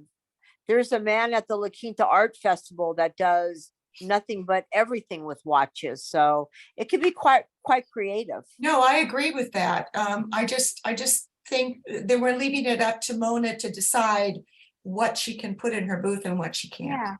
Yeah. For example, like the same piece, I think what made it unique is that the shape of this hematite It's so beautiful and it looks like a chain. And it's very different. I can easily like buy chains by meter, and I actually have them too. But I think this is more unique to have. And but you are saying I cannot do this with the piece that I make. Well, So if except that you've got something unique on the end of it, and I think that's what makes it a little bit more different, a little bit more different, a little different. Chris, you were going to say something. Yeah, I think in the past when we've encountered vendors like this as well, as far as just stringing beads, as long as the vendor knows that they can't have those where it's just strung, but if there is embellishment or some sort of, welding or soldering or some sort of alteration, then that would be okay. But if it's just stringing beads, and that's just according to the rules of the Village Fest that I know we're here. But it's beautiful. It's all beautiful jewelry, Mona. Thank you so And I much. could see these everywhere. Yeah. Thank you. Yeah, the beads I are will gorgeous. show you some. So these are my brand's logo. I have my logo on all of them, and the logo is part of the design. So these spikes that I get, so I try to see what looks good together. These are like really heavy brass pieces that I So get that you cannot find everywhere. do you make those brass pieces, or do you just I stamp don't. them? You I stamp don't. them. It's like a bead. Yes, yes, it's like a bead. Okay. So do you understand what we're saying in terms of the difference? Anything that is just a bead with a hole and you string it, you're embellishing. If you're, as Faith said earlier, if you're wire wrapping, you're adding some kind of an element like the clock and the watch and the wing. That makes it kind of a different, it's not just strung beads, and you do make those two pieces. I do have a lot of bracelets that I have dangles from them, and those dangles are natural stones that I wire wrapped. Like lots of my bracelets are like that. Well, do you have anything to show us? Huh? Do you have anything to show us?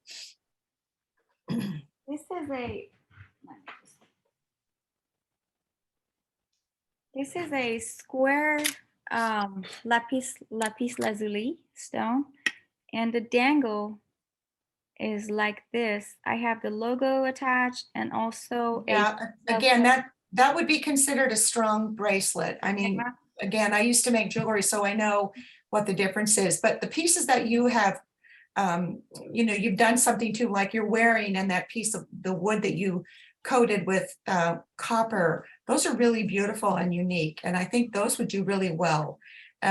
So I guess what we're saying is anything strung, and I guess we'd have to see what you have in your booth if you're approved. If we come by and we see strung items, then we'll have to have you eliminate those. Does that seem fair? I understand, yes. We Okay. understand. I think we can do only hats or like some of my jewelry, because this is a long process. This is a 2-week process only on one piece. It's beautiful. So I have to make them ready. So I think if I you had understand what you're saying, it's 70% natural and all Right. handmade, not handcrafted. Right. Understand that, yeah. Okay. So with that understanding in mind, can I get a motion from anybody?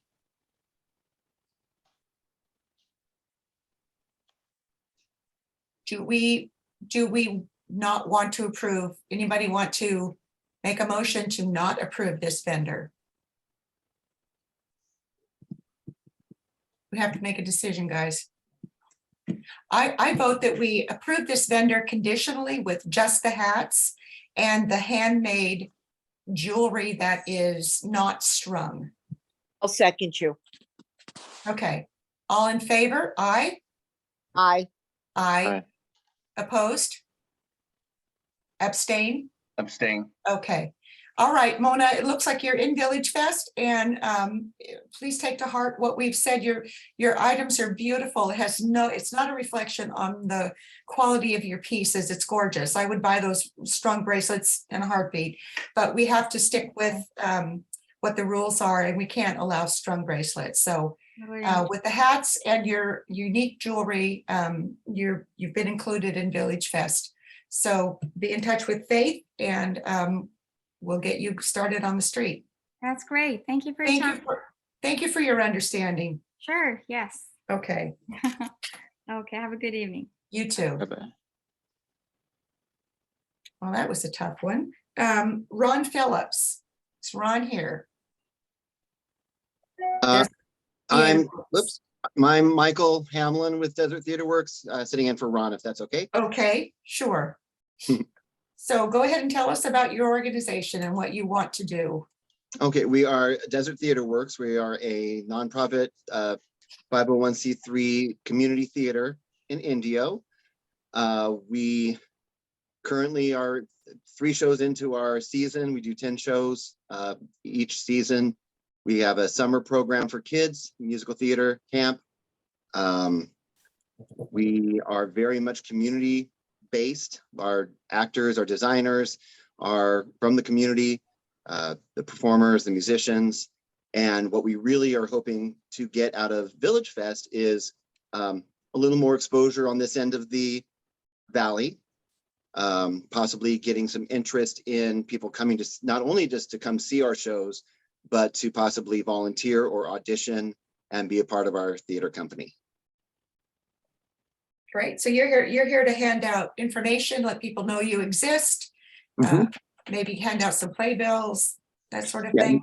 Yeah, we have some our season brochures. We have a few items of swag, our little tote bags, water bottles, highlighters with our logo on it.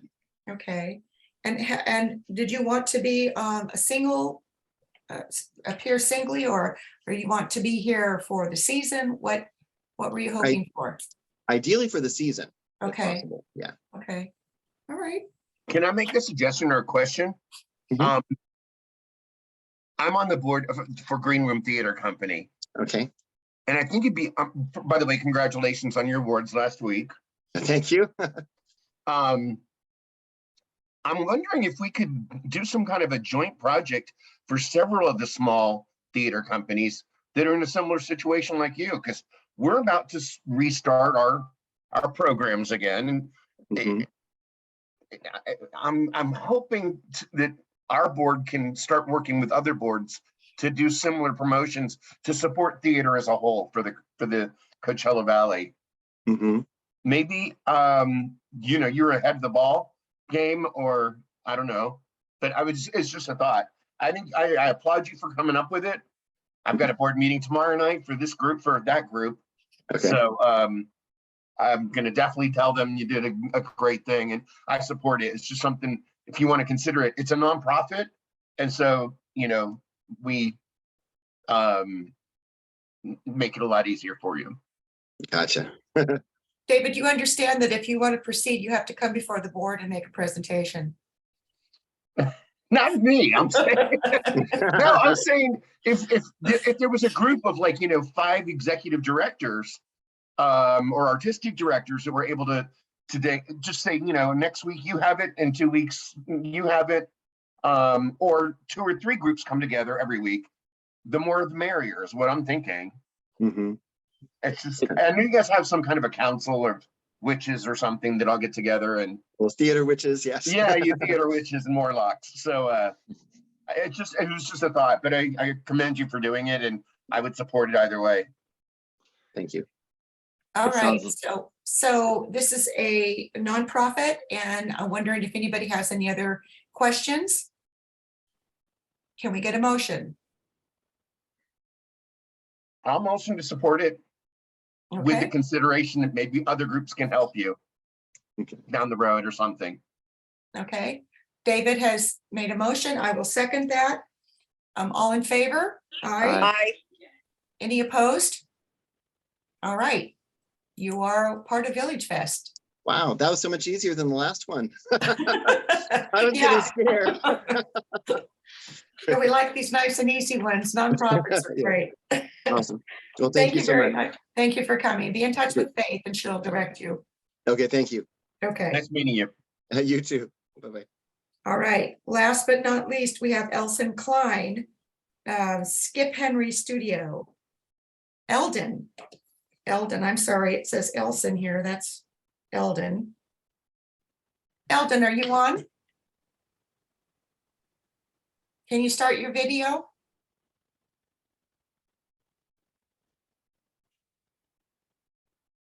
Eldon?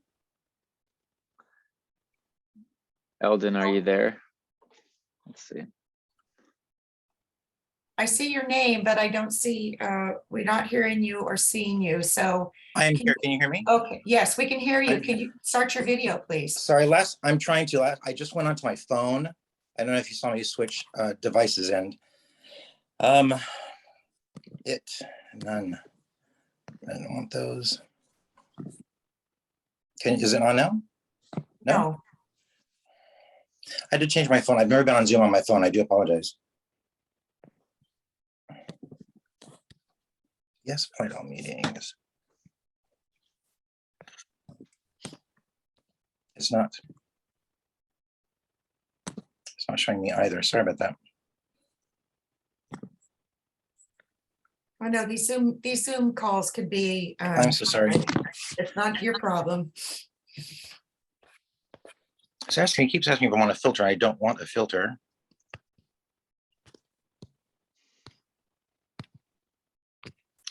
Gosh. If I turn it around, I can see me and I can see on both sides. I can see you. I don't know why it's not allowing me to.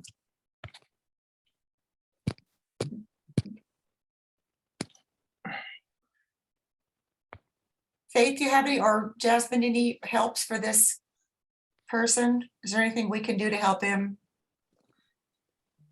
get on? At the bottom of the screen, do you have a camera, like video camera? Can you click on I'm on a that? screen where I can see me. It has me about backgrounds and video filters, blurring or none, selecting none, but there's nowhere. Like usually there's an accept or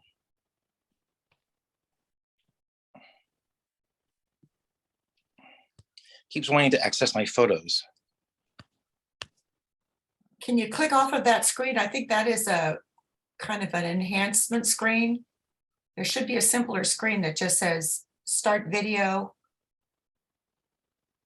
I'm gonna try it on and sign on the app and see. Just says my video is stopped. I start video. Oh, hello. How about There you that? are. There you Here I are. am. And you can see me, I'm on the right side of this thing? Yes. Okay. All right. Hey, good evening. I'm so sorry about that. Because I wasn't nervous enough, so I thought I'd come in with a really big mistake about not being on camera. How are you? Good. How are you? So I'm good. My name is Eldon Klein. I paint under Skip Henry, which is the Skip Henry studio. It just happened, a little story, but it's not important right now. I have been more of an abstract painter since right before the pandemic. And I think I sent a slide presentation that I had and forward a copy, a PDF of it as well to Faith. But I have some of my work here.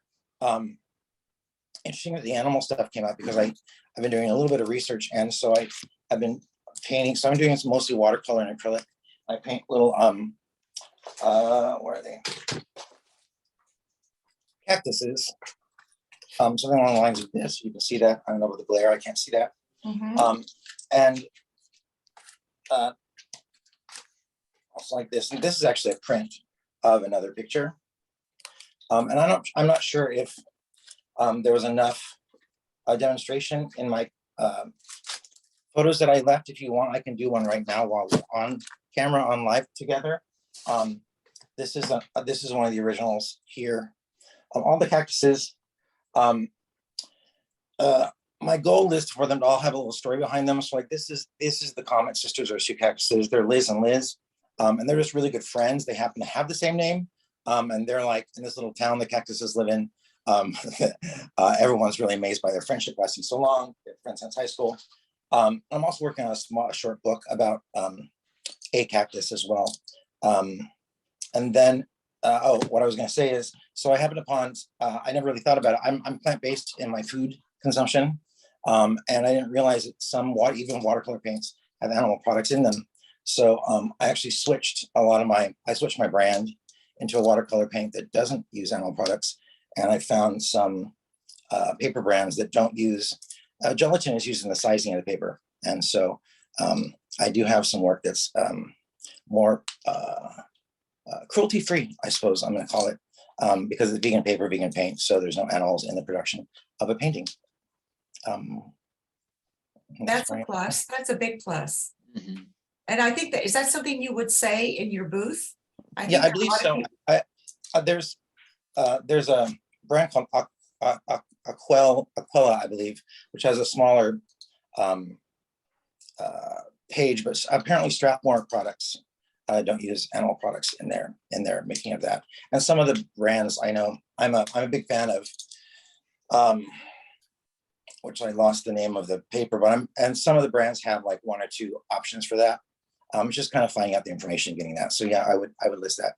I would make that. I think that would be something that your people who are buying your products would really be interested in knowing, that they are completely cruelty-free. So they're offered framed or unframed, either way, whichever you want them. There's a price difference in that. And then I started with this, experimenting with this, kind of with the background on it. And I thought this might be something. I know there was a vendor there a couple weeks ago, very nice lady, she had some baby onesies, I think, with a very similar kind of cactus design, but they said. Can you hold that up? Can you hold that up so we can see it? Yeah, there you go, thanks. Sorry about that. Her baby onesies had like a little cactus on it, said Palm Springs across it. And I thought, that's something you do see. And so I'm trying to find a way to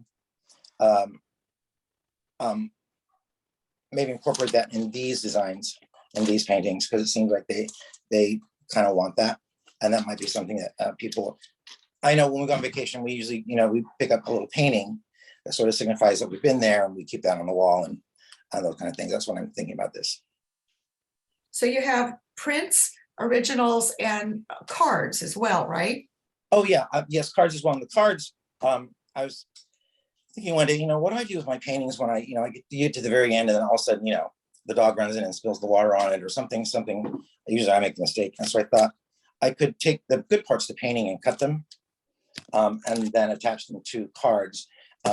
These are some older cards that are not as earth friendly. I'm trying to, be a sustainable person as best I can. But then these are, I found with more natural paper, with a butcher block paper for envelopes. And a couple of sets of these, but usually this is more, thinking about more of a special occasion card, because I don't know anyone, I haven't gotten a card for a while. Christmas is upon us. I have some Christmas cards, but again, it's sort of a one-off thing for people who want to send that to a special someone, a nice card. Well, I think your paintings are really unique, and I think they're whimsical, and I think they will do well. Does anybody on the board have any questions for Eldon? I'm sorry, it said Elson on our paper. So Totally fine. I'm so used to it. It's fine. I make mistakes all the time when I put it in. Call you Skip. Anybody have any questions for Eldon? Just the price ranges? We've kind of fluctuated. I'm actually working with my ex-husband on this project, who lives in Los Angeles, and we've kind of gone back and forth. And I think the last we've sort of been tossed up anywhere between, for the 5x7s. They come in 5x7 or 8x10s, and either 30 to 40 range for the 5x7, but then 40 range, 45 range for the 8x10. And I keep changing it. He keeps changing it. Is there any advice you might give on this? I don't really know. I've never really done this before. It sounds super reasonable. That's my gut reaction. I'm sorry, what? Can you say that again? It sounds super reasonable. Okay. Have you walked the parade, or the parade, VillageFest recently? And I went, I think 2 weeks ago, and I was looking for some similar things, and I saw there was a young lady. She had some groups of cards. I think they were 6 for $20. So I kind of used that, even though it wasn't necessarily the same. I used that as sort of a baseline for myself. Cool. Just wondered. Okay. When I was more, we went more often. But now that I live here, I honestly am sorry I don't go that often. But I do on occasion. All right, do we have any other questions? Can I get a motion? I move that we accept Eldon into Village Fest. Can I get a second? I'll second. David seconds. All in favor? Aye. Aye. Any opposed? All right, you're part of Village Fest. Thanks so much. Yeah, we'll look forward to seeing your products on the street, your artwork on the street. So much. I appreciate it. Have a good evening. You too. Thanks for joining us. I'll have to leave the meeting. Okay. Bye-bye. All right, that completes all of the applicants to date. So we'll move on to unfinished business, and I wanted to save my, if that's okay, Jasmine. Mr. Brown is a very strict person, so I have to make sure that I'm doing this correctly. Apparently, I was not supposed to send out the letter that the email to all of you. I was supposed to just send it to Jasmine, and then she would distribute it to the board because of the Brown Act, which I'm always confused by.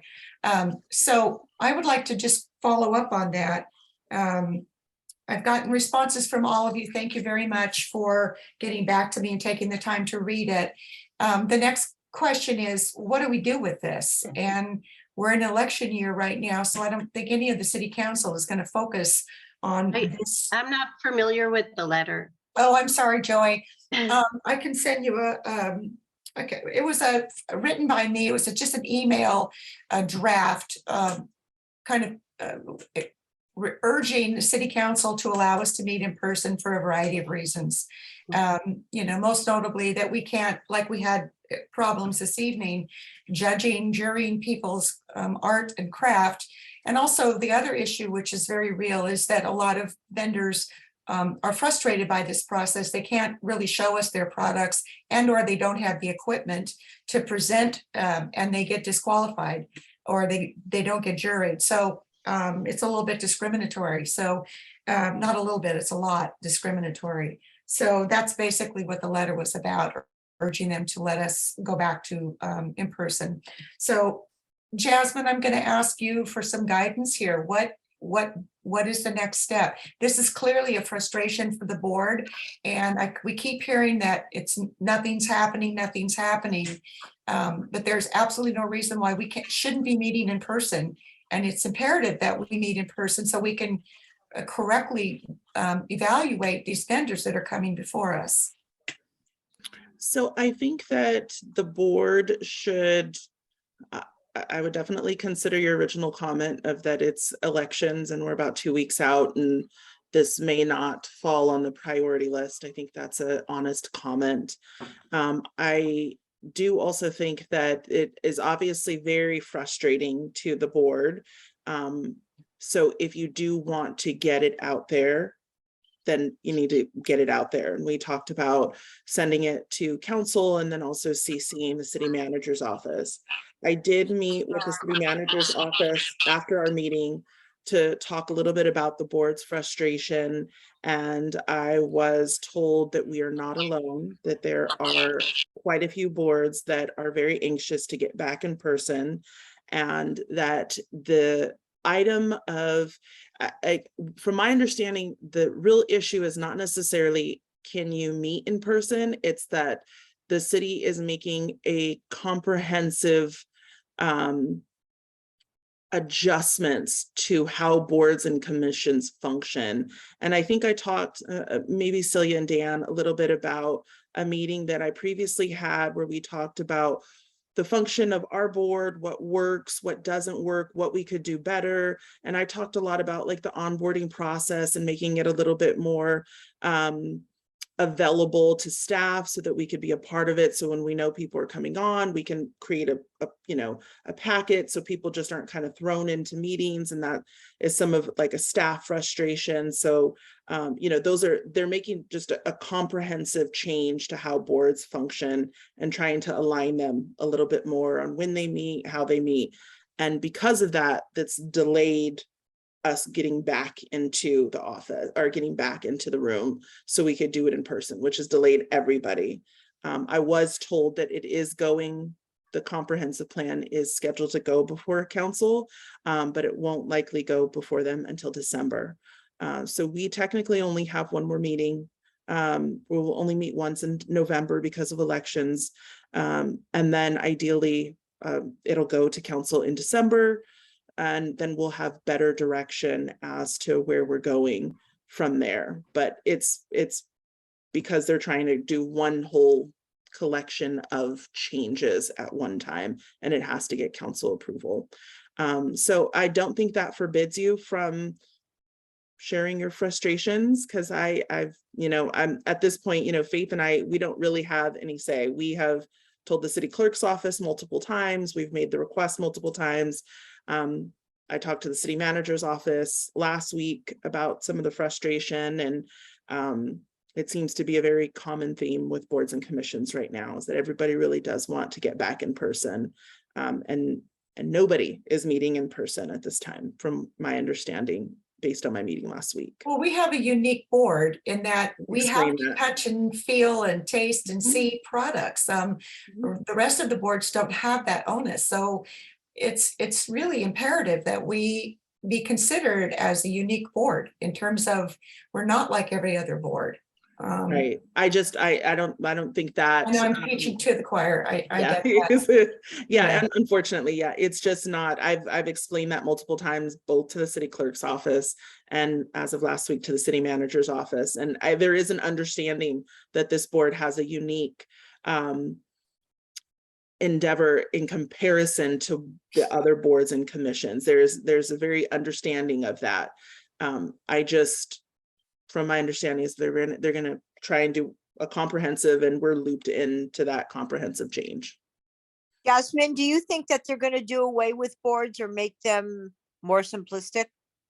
No, there's been no talk of that.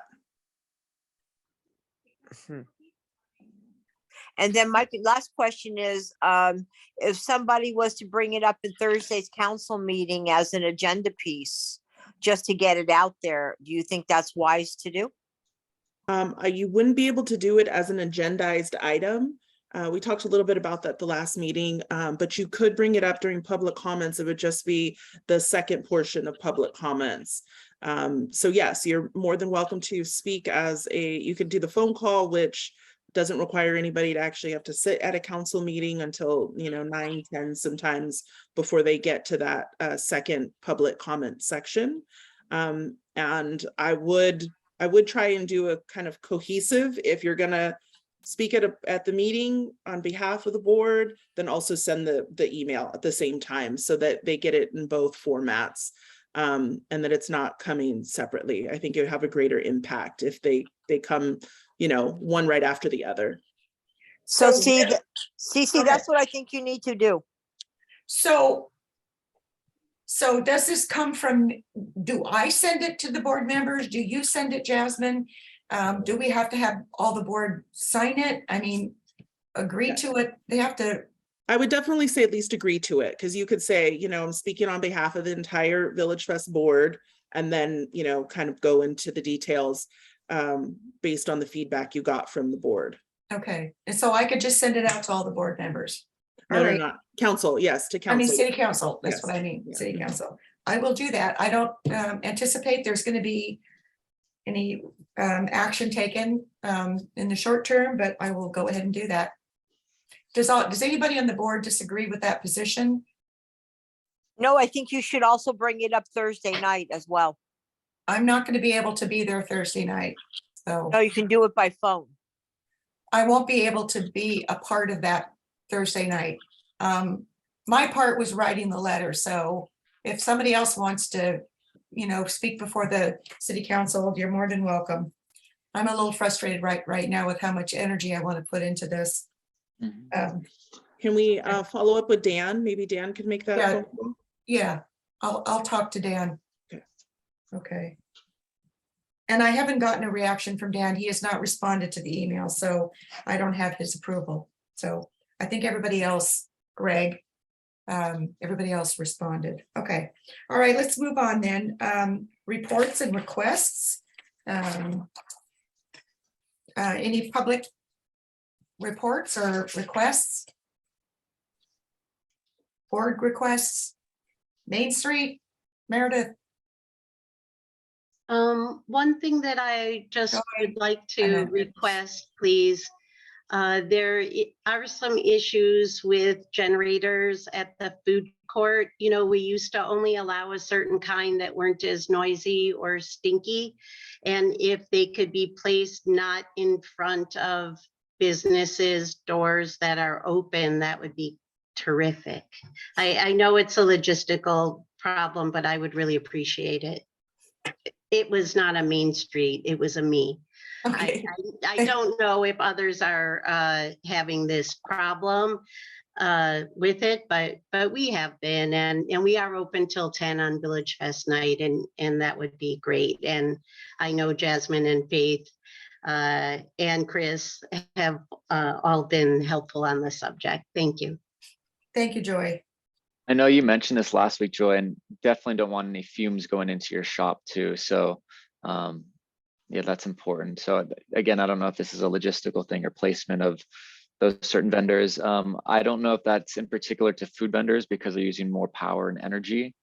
If that's the case, I don't know if they have any appliances, but it was going to be, or at least Faith, when I went down to the office today, I don't know if this is just something we can address at a later time, but potentially having food vendors or food trucks, as we're starting to get a little bit more of those in out towards that graffiti park area, so it wouldn't be as crowded with, you know, big generators on that main street, but perhaps where the farmers market, or even more towards that back street, we can maybe fill that with more food, or food trucks come in. Because I know from a logistical side, there's only one entry into the food truck versus booths. You can kind of reach around from, you know, multiple angles. So if that's some sort of suggestion or possibility in the future, I guess we can bring up at a later meeting. But perhaps it's all, you know, one piece of this whole puzzle. Okay. That's all I have. Joy, do you have anything else? No, everything seems to be going swimmingly well. It's busy out there. Oh, and I'm sure that you're gonna talk about this Thursday night being right. That's our Halloween night. Right. Woo! Okay. What? The subcommittee reports? Anything for retention? David, nothing. You're muted. Sorry, for some reason I'm being muted. I don't know why, but I haven't touched it. No, we're not ready until everybody gets back. Okay. All right, that's staff reports. Faith, Jasmine. Yeah, so I just wanted to touch on a few things. One of them is we are having some challenges in the food court. We fix one problem and then another one comes up, and they are very much centered around food trucks and generators. So at one time, generators weren't allowed at all, but kind of as things have evolved, our food has become a little more complex, and we've allowed generators kind of slowly to kind of sneak in, and now we have a somewhat unmanageable amount of generators to deal with. So I would like the board to consider, as we move forward, both food trucks and generators and that possible impact to merchants. So obviously the North End is where we have our food court and the majority of our food service vendors. And we are very challenged with trying to get them all placed appropriately. As food trucks become more prevalent, we are challenged with the 1 hour setup time and trying to get multiple large trucks carrying large trailers all into the street, and one somewhat confined area at one time. And then you just have to remember that all food trucks do have generators. That's how they function kind of independently. So it's a bit of a catch-22 for staff, because the generators are nice. They don't pool electricity and then kind of blow out the poles, and our electrician is down there, trying to replace these very expensive breakers all night long. But it is not ideal on a public street with businesses that are open up and down Palm Canyon. So we're running into businesses upset that there's generators going on and it's impacting their outdoor dining or it's impacting their storefronts. And we're just very limited. So unless the board really wants to have a deeper conversation about maybe creating a food court outside of Palm Canyon, we can have that conversation.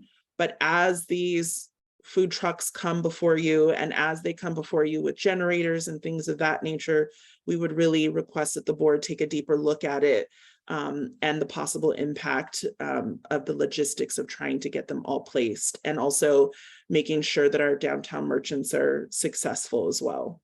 Jasmine, are you recommending that we limit the number of food trucks and or generators that come in from now on? I'm saying we are having an extremely challenging time with them. Okay. And limitations are obviously up to the board's discretion. Okay. But Got it. we are very challenged right now. Okay. Would it Yeah. be logical to assume then that anybody approved up to this point is grandfathered in? We are working right now. I'm gonna come out this Thursday and work on a couple vendors, food trucks, and see if we can find a way to make them work. But yes, we have vendors who have been approved should be able to participate. Okay. So that's something that maybe going forward as board members, we should be asking. You know, what is your setup, and Yeah, are you definitely. in food truck and that sort of thing? And I mean, they're all flexible. They're all open to being moved at any time without notice or reason, right?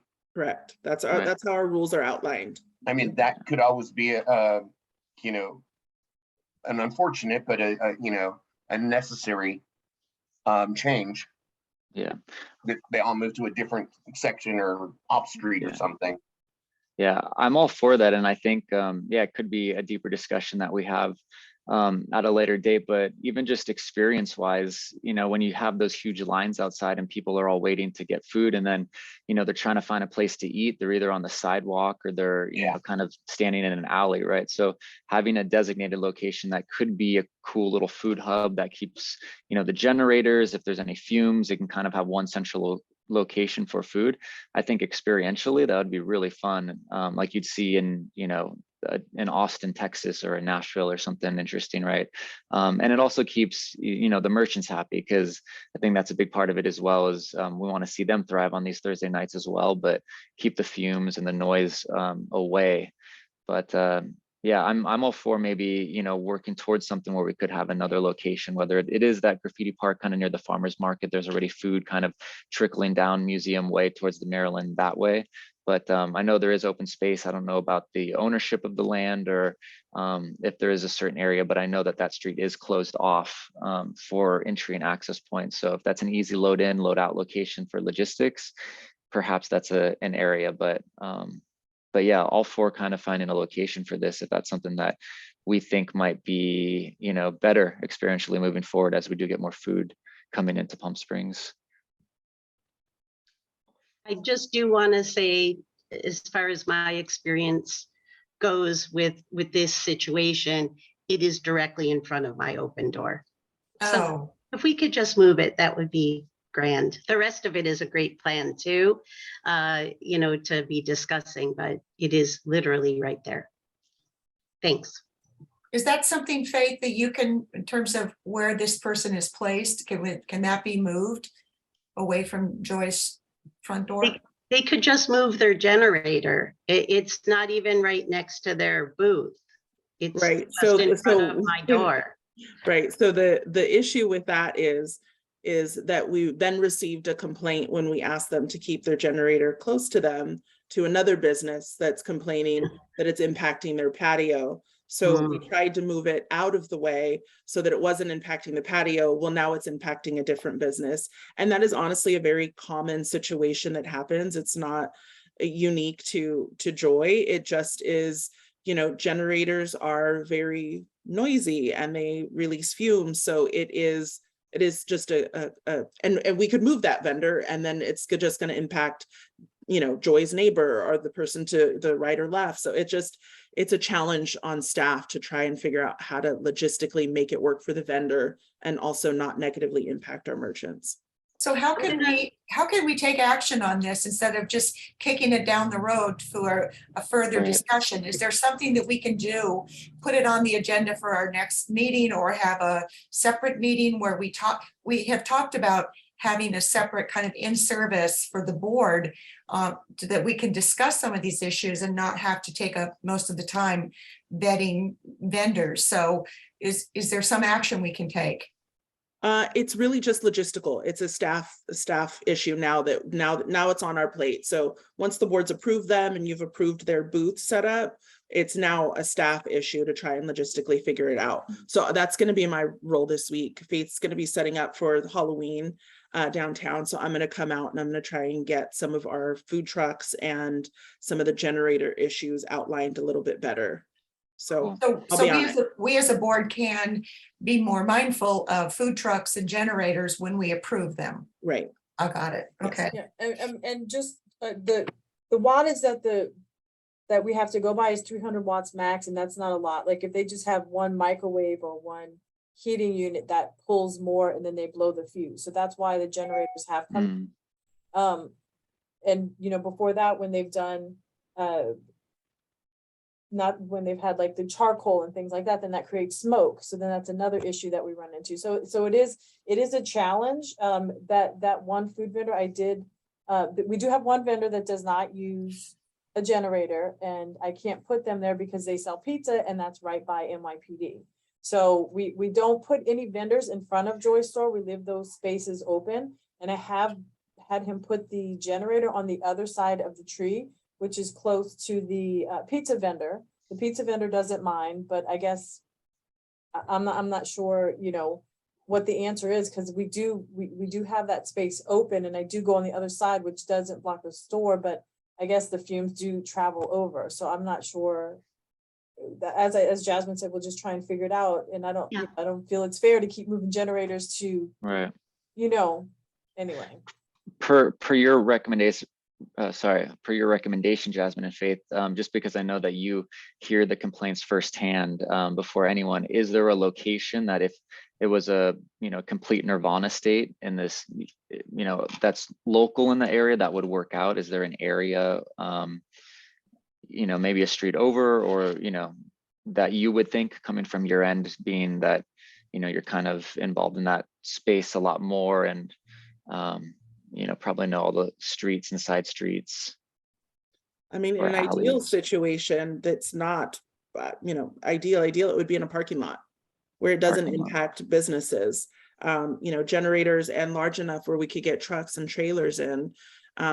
But that's not really feasible for, I think, part of the appeal of VillageFest is that it is in our downtown quarter, and that you do have the ability to visit merchants and visit vendors on the street. So food has become a continued challenge. The health department has certain regulations, and in order for the vendors to abide by those regulations, which we all want them to, they do need more resources than the infrastructure of VillageFest offers. So we do not offer the electrical that they need to function, to stay within compliance of the health department. And that's where we're running into trouble.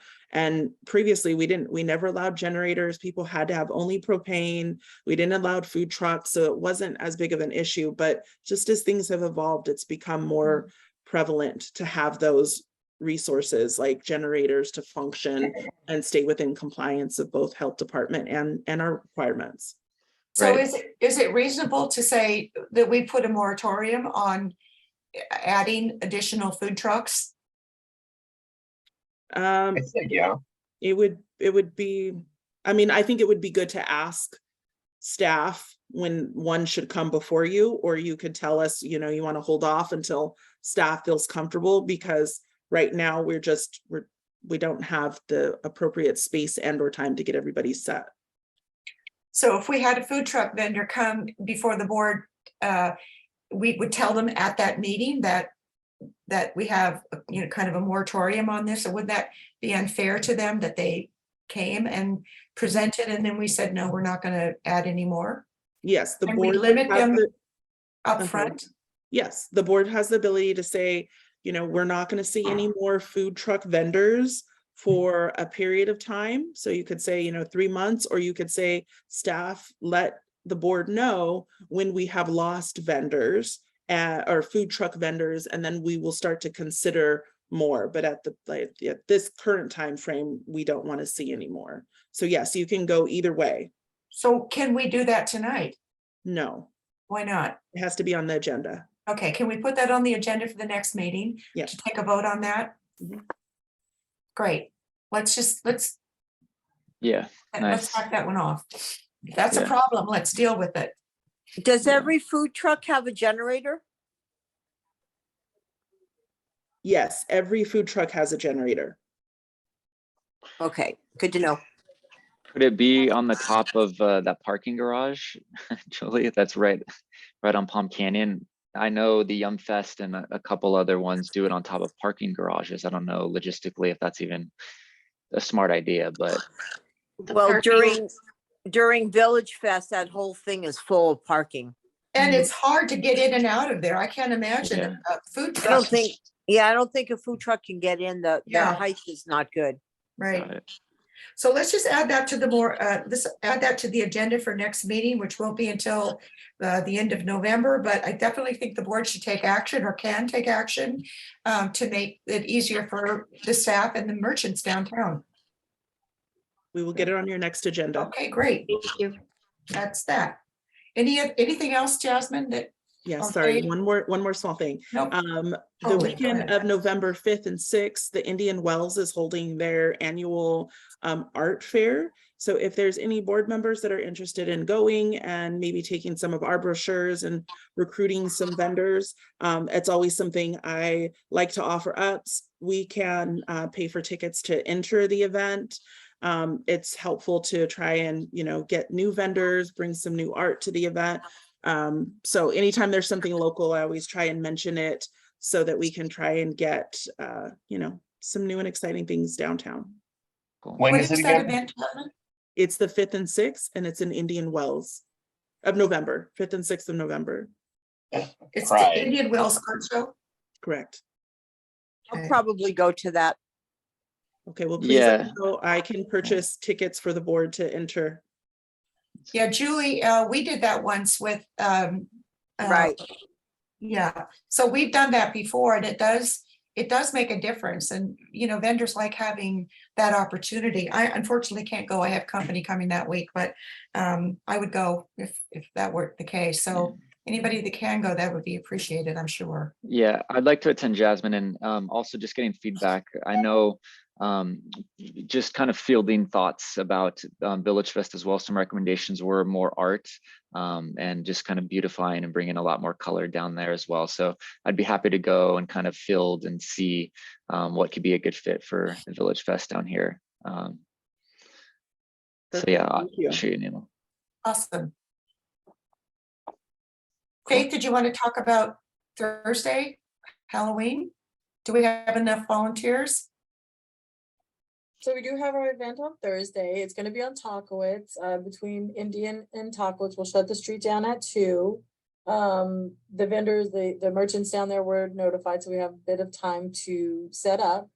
So we do have, I know Celia's going to come and Chris will be there. We usually have you guys at the information booth, and you help with the costume contest with the kids. It's always super fun. So yeah, we're just excited about it. We're getting prepared, and we just, I think we'll have a good turnout. We had a good turnout last year, but I feel like it'll be even a bigger turnout this year. Where's the booth, Faith? The booth will be, I think we usually put the information booth close to where the coffee bean used to be, where the Lucille Ball is. Okay. Bench, yeah. It's usually Okay. over there. On Talkowitz? Yes, yes. Okay. So, and the show, it starts at 6, so you're welcome to come a little bit before, you're welcome to come at 6, whatever works best for you. And then we usually do the contest around 7:15. What will you be dressed as, Faith? I'm dessert. Because I'm so sweet. I'm sure. All right. I'm sure Jasmine will have a cute little hat she's gonna wear, because she usually always. or a headband or a hat. Yeah. Great. Anything else from Faith or Jasmine, staff reports? All right, so we're at the end of our meeting today, and I'm gonna ask for a motion for adjournment.